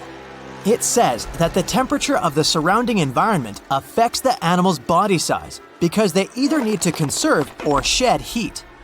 The megalodons that reached cooler waters probably needed more body weight to make sure they survived in low temperatures. Those living in warmer waters had to be smaller to avoid burning up. If the researchers were correct in their calculations, it also means that Meg reached a cruising speed of over 3 miles per hour, which is much faster than other sharks. The still-living great white shark can cover a distance of nearly 7,000 miles without stopping, which is 9/10 as long as the diameter of Earth. It looks like the Megalodon could have gone much further. Megalodons managed to survive on our planet for nearly 70 times longer than humans have. They were roaming the oceans for around 20 million years, and you could see them pretty much anywhere except near the poles.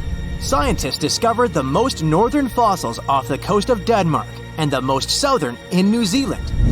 The reason why there were no megalodon teeth found in Antarctica is most likely that these adapted to only warm tropical and subtropical waters. The younger ones like to keep to the shores, while full-grown adults preferred coastal areas, but they could easily move into the open ocean as well. When our planet went through a period of global cooling and drying, and the seas began to freeze around 3.6 million years ago, there was less and less room for Meg to thrive. Much of their prey, like smaller whales, seals, and sea turtles, disappeared or relocated to waters that were too cold for our hero. And at the same time, the number of its natural competitors, like smaller predatory sharks, like the great white shark, and whales, increased. This shifting food chain dynamics could have been even more dangerous for the Meg than the cold ocean water. You're used to seeing them on the big screen as heartless monsters, but these huge sharks were actually loving and caring family guys. Scientists discovered several megalodon nursery areas in Florida, Maryland, Panama, and off the coast of Spain. It looks like they gave birth to their young in shallow water environments. Then, little Megs would stay there with adults protecting and raising them until they were ready to fight off predators. The mighty Meg had 276 teeth in 5 rows in its mouth. Similar to other sharks, it was fast in replacing its worn-out or lost teeth. With 4 or 5 rows of teeth in its mouth, it basically acted like a conveyor belt, able to grow back damaged or missing teeth. This means that an adult megalodon probably would have grown several thousand teeth throughout its lifetime. Although the great white shark is often mentioned as Meg's closest relative, they'd hardly be distant cousins. The ancestors of today's great white existed at the same time as the Meg, but they weren't best friends and even rivaled each other. The great white shark wouldn't win in a head-to-head fight with a Meg, but it was a better hunter using its smaller size and agility to snap up the giant's prey quickly. This only left the bigger fish and whales for the Meg, but its food supplies began to run out as the whales swam to the cooler new seas. Rather than a great white, the megalodon is more like a modern bull shark. It had a short snout, a flat lower jaw, and huge pectoral fins to support its massive weight and size. We also speak of Meg as an extinct giant, but can we be 100% sure it isn't hiding somewhere as we speak? After all, we've only explored 5% of our oceans altogether. The Mariana Trench is the deepest oceanic trench on Earth, and you could dip the whole of Mount Everest in its deepest part, and over a mile of it would still be above the surface. If a megalodon or two needed a place to hide, that would be the perfect spot. It wouldn't be the coziest place to live, though, with its cold water and total darkness. Plus, the pressure there is 1,000 times stronger than at sea level. So, if a Meg really were hiding down there, it would have serious issues with its teeth, because calcium would dissolve under that pressure. To survive here, it would also need to learn to navigate in complete darkness. That means it would have either become bioluminescent or evolve to grow massive eyes like the giant squid. If the Meg were still around and true to its dietary choices, it would have to eat smaller fish, and that would be a problem for us humans. Especially those of us who love fish, that is. And the ocean isn't cooling down these days. The megalodon would love its temperature and would thrive and reproduce faster than ever. Those giants would create some massive problems for cargo ships and cruising vessels. In case you're now scared at the thought of meeting a megalodon, relax. Most scientists don't think it's possible because of our hero's size. Most foods that megalodons like to eat live in shallow ocean areas and not in the deep, deep sea. Meg would need to come up for dinner every now and then, and it's kinda hard to miss a creature this big. They're both giant prehistoric creatures to us, but the megalodons and the dinosaurs never actually coexisted. The dinosaurs probably died out about 66 million years ago. Megalodons seem to have appeared a bit later. Australia used to have its own giants. Those were huge animals that could have dwarfed anything living on this continent these days. Scientists found the remains of many of those ancient creatures in the Narracuta Caves in South Australia, 4 hours away from Adelaide. It's a lovely region, but it can be treacherous. Watch out for holes the ground is pocked with. Known as pitfall traps, many of them are no wider than a coffee table. They're deep and plunge into the darkest of caverns. One of such caverns is called Victoria Fossil Cave, and it's a treasury that's been hiding the bones of around 45,000 animals for centuries. Some of the oldest bones belong to creatures far more terrifying than any animal you can encounter today. Those were the ancient Australian megafauna, huge beasts that roamed the continent during the Pleistocene epoch. During those, there were giant snakes, huge flightless birds, wombat-like creatures the size of a rhinoceros, and many others.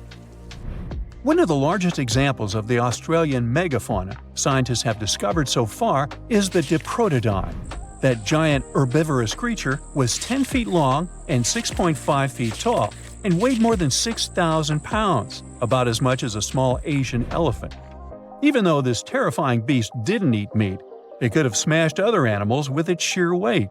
Scientists have found the remains of hundreds of such creatures all over Australia, so it's safe to say that no other animal from that time or in that location was larger than this giant. Despite its creepy appearance, the Diprotodon was a relative to the modern-day wombat, and those are known to sometimes pounce humans. The Diprotodon had toes that pointed inward and were well suited for digging burrows.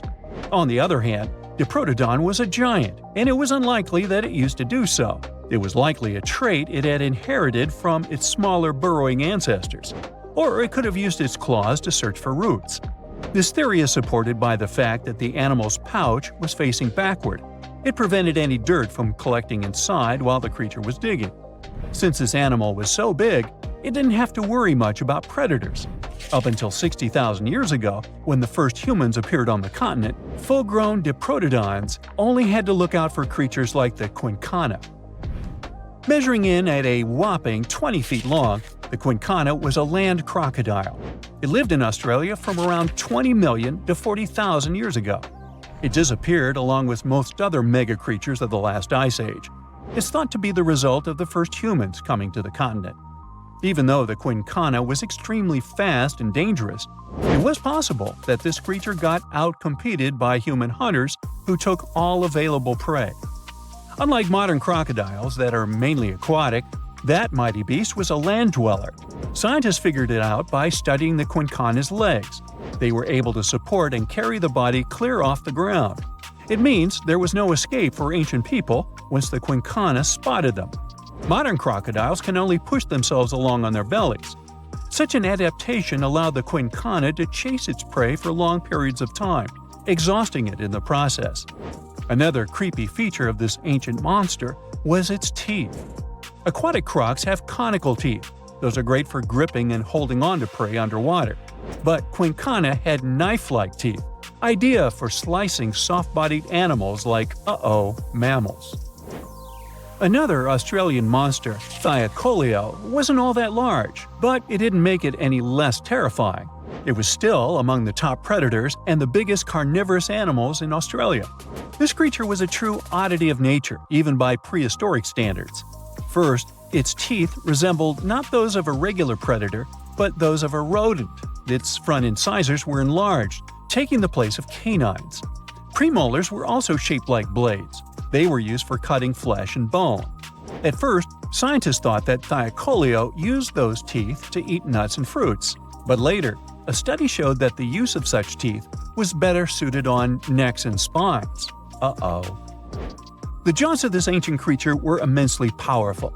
A 220-pound Thylacoleo had a bite force similar to that of a present-day 550-pound lion. It means that the animal could easily bring down prey much larger than itself. Then there was Thylacoleo's tail. It had strong muscles which provided the animal with the ability to use the tail as support when tackling large prey. The Thylacoleo had retractable claws, and this feature is very uncommon among marsupials. It allowed the animal to keep its razor-sharp hooks from getting blunt and could help it get a better grip on its prey. Scientists are quite sure that, like today's leopards, the Thylacoleo could climb trees and jump on other animals from above.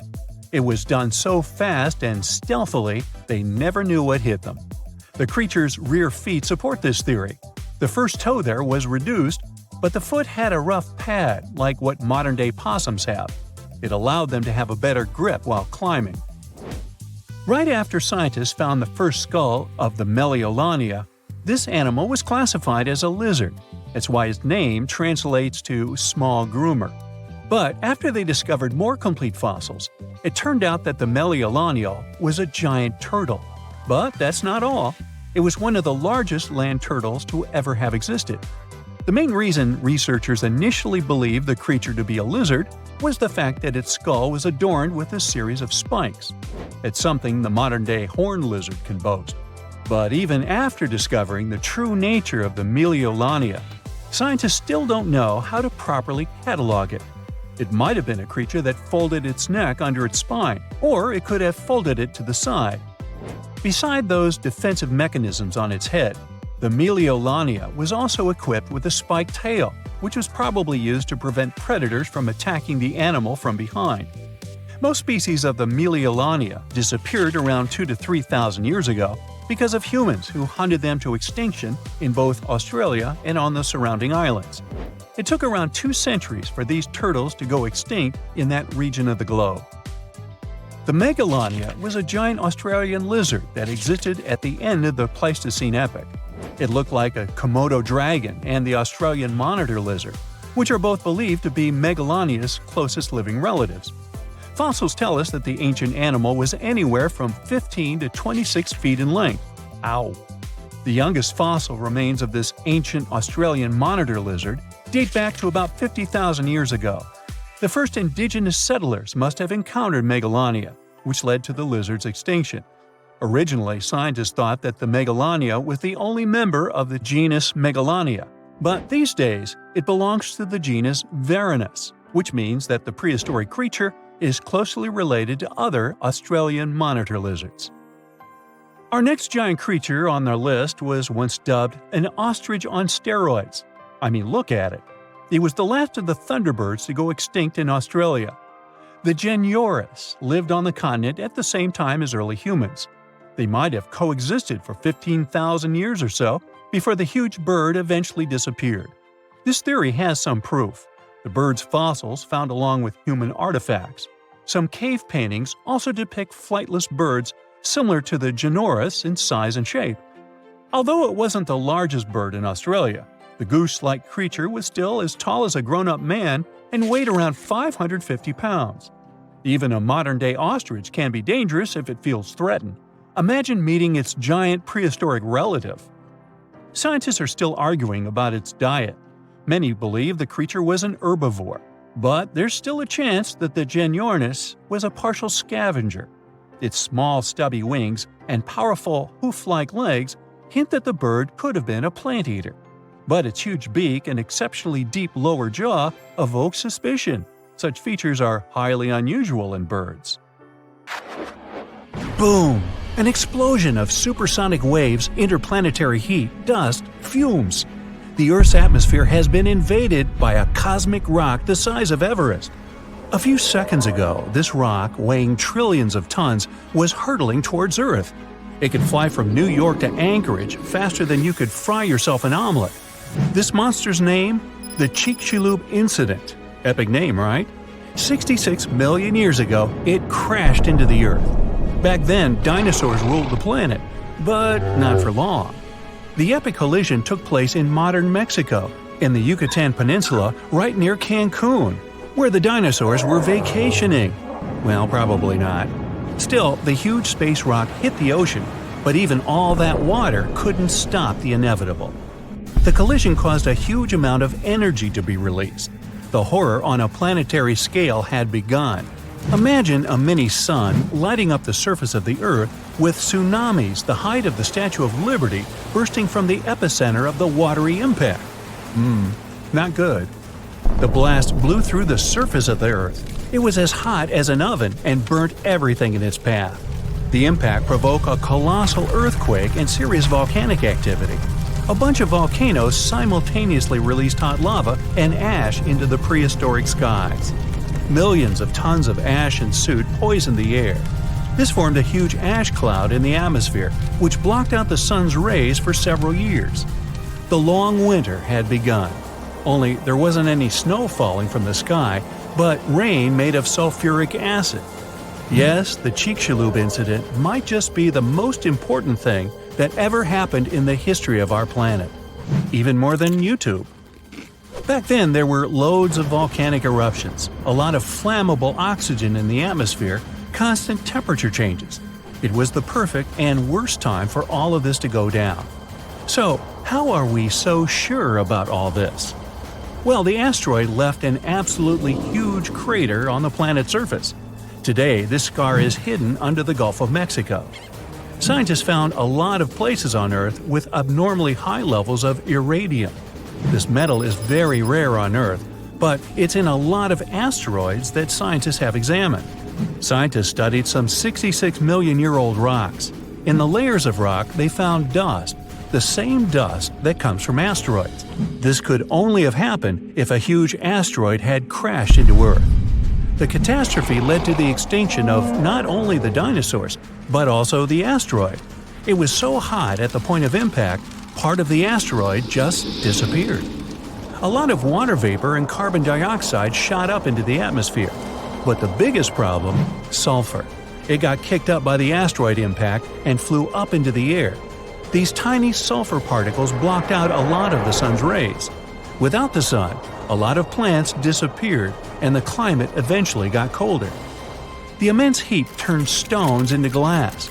Scientists call these things tektites. The energy of the impact threw them up into the skies. After a short flight, the tektites fell down to Earth. But it wasn't pretty.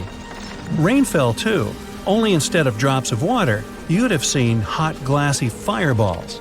They bombarded the planet's surface for days. The tektites set fire to everything. Scientists found evidence of this all over the world, not just near the collision site. But a lot of things from back then are still a mystery. Some scientists think that Chicxulub wasn't even an asteroid. It might have been a comet. Asteroids are mostly made of stone and metal. Most often they kind of look like a potato. A comet contains rock, metal, and ice. Comets look like dirty cosmic snowflakes, complete with ammonia, methane, and carbon dioxide. Comets sometimes come from the Oort cloud. It's a huge cloud of ice and debris around our solar system. From time to time, comets break free from the pack and head towards our sun. According to scientists, this special comet flew right past Jupiter. The gravity of that huge planet accelerated the comet even more. It flew towards the sun, gaining more and more speed. The comet's outer ice shield started to evaporate, and it probably gave off a lot of dust and gas, which made it look like it had a tail. The sun's gravity eventually shattered the comet apart. One of the fragments flew through space and crashed into the Earth 66 million years ago. So, asteroid or comet? The truth is, we'll never know. What we do know is that the Earth was seriously unlucky to be in its path, and it was never the same again. The catastrophe stopped the development of 75% of life on Earth. Some bigger marine animals, like crocodiles, turtles, and fish, survived the impact. Out of all land animals, the only ones to survive were the ones that were, on average, smaller than the modern raccoon. That includes a bunch of special species of dinosaurs, the ancient ancestors of birds. Scientists believe they survived for two reasons. After the huge impact, it took a long time for plants to start growing again, and a lot of animals didn't survive. Most remaining animals didn't have enough food. But these dinosaurs had a beak. With its help, they could split open nuts and dig seeds out of the soil. So they survived. The second reason is that these lucky guys had bigger brains. Some people think that they were able to cooperate with each other and quickly adapt to the new conditions. Other life forms survived too. Fungi and mold survived underground and underwater. Gradually, the darkness cleared away and ferns began to take over the lifeless landscape. After a few thousand years, forests started to reappear. The animals that survived were pretty much all inconspicuous and small creatures. They lived in burrows, safe from all that hot ash. Before the collision, mammals had lived in the shadow of dinosaurs. But with all the dinosaurs suddenly gone, things were about to change. Mammals were able to take over. They began to dominate life, at least on land. Back to the moment when everything changed. Turns out, it wasn't the size of the asteroid that made it so powerful. It was more about the angle in which it hit the Earth. If the angle of impact had been different, the dinosaurs might have even survived the catastrophe. So, what would that have looked like? Well, let's travel back, way back. Oh no, there's a giant asteroid heading for Earth. Oh, wait, never mind, it missed. Whew. There are plenty of earthquakes, tsunamis, and volcanic eruptions every day, but dinosaurs don't mind that much. No big deal. Fast forward a few million years, and most of these ancient lizards have changed and are now unrecognizable.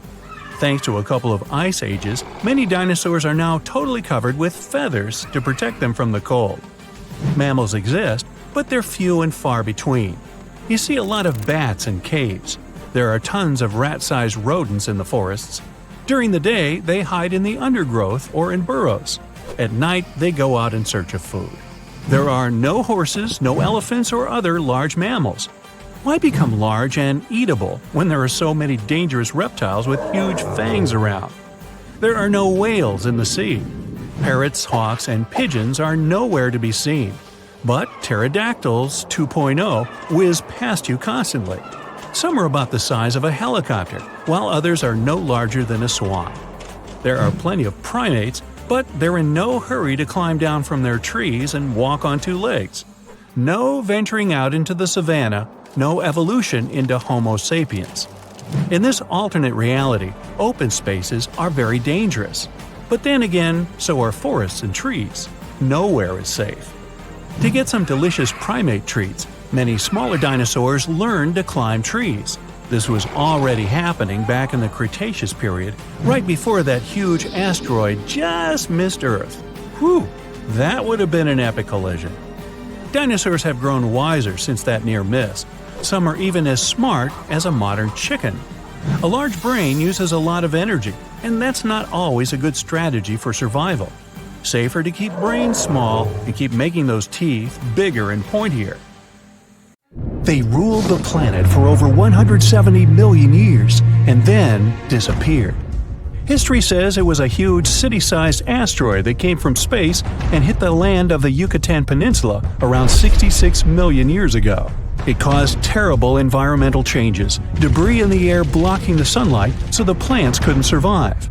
Temperatures on Earth's surface plunged. The animals were struggling to survive until they finally went extinct. At least, that's something many paleontologists believe happened. Now, they found out dinosaurs were about to go extinct even before the asteroid. Their diversity started to go down 10 million years before the asteroid. Older, long-living species didn't evolve enough to adapt to all changes in the environment, such as higher sea levels, massive volcanic activity, cooler periods. Dinosaurs preferred a warm climate because it helped them to keep a stable body temperature. Dinosaurs lived on all 7 continents, even in Antarctica. That's because it wasn't all ice back then. Around 90 million years ago, Antarctica was a swampy rainforest with a warm, pleasant climate.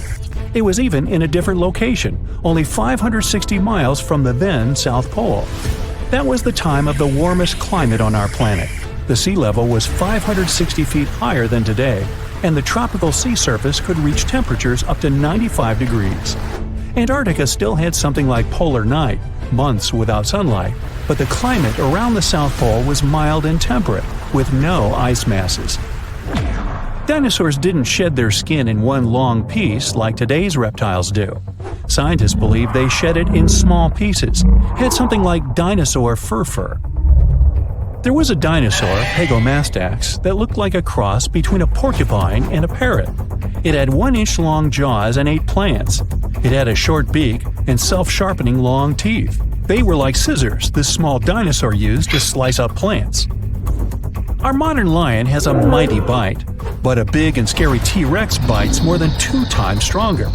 The king of the dinosaurs has the strongest bite amongst all land animals, 3.5 times stronger than today's record holder, the Australian saltwater crocodile. It also had the longest teeth, almost 10 inches long, the length of an iPad. Most modern animals are either warm-blooded or cold-blooded. Dinosaurs were somewhere in between. Scientists think they mainly were mesotherms, which means the activity of their muscles could warm their bodies, but their body temperature could fluctuate too. Many dinosaurs, such as Triceratops and Stegosaurus, had spikes, plates, horns, crests, or other bizarre structures on their bodies. In the beginning, scientists thought that's for things like defense. They had neither sharp teeth nor hooked claws on the toes to hunt. But soon, they expanded the theory. It was probably a way to impress their mates and identify members of their kind. One species, namely Pachycephalosaurus, even had a funky bone hat on top of its head. Scary, tall as buildings, massive. That's what we saw in the movies, but dinosaurs mainly were human-sized or even smaller. Bigger bones were easy to be fossilized, so that's why we mostly find gigantic species. Eoraptor, or dawn stealer, was the first named dinosaur. Small and toothy, like me, it got its name because it comes from the dawn of the dinosaur age, the size of a German shepherd, but probably not that friendly.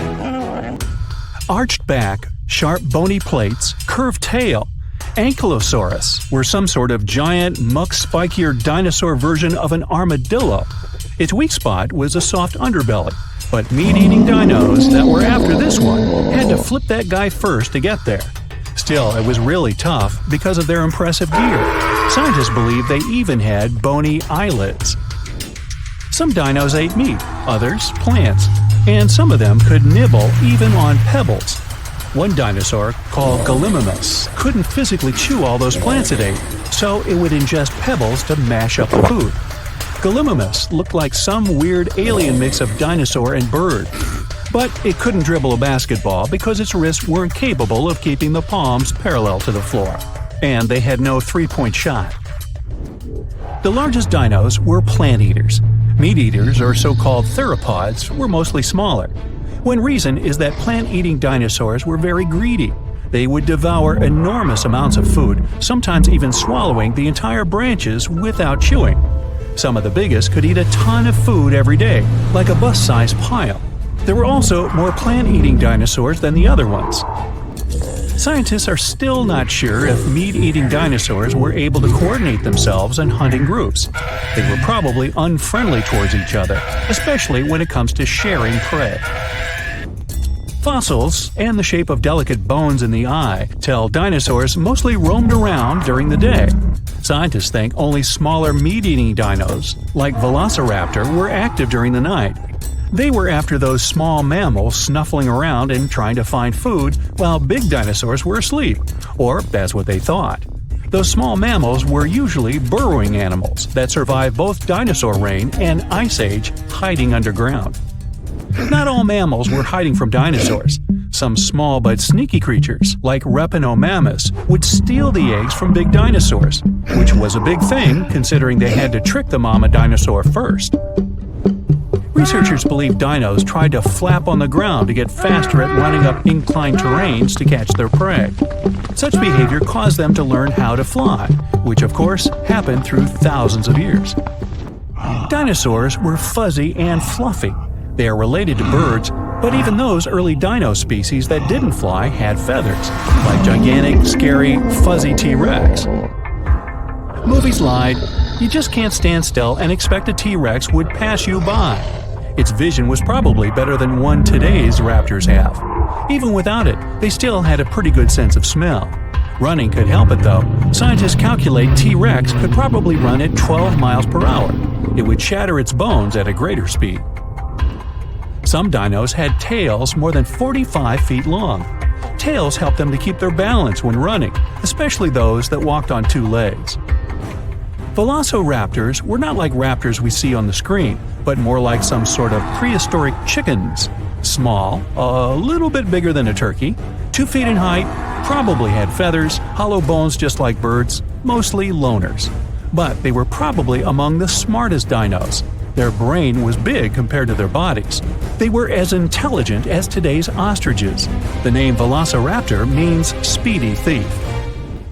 Stegosaurus had a pretty big body, spiky plates, and a tiny brain, the size of a walnut or lime. But at least it had its own air conditioner. Researchers found out its spikes were filled with veins that transferred blood and developed a theory that they were cooling its giant body that way.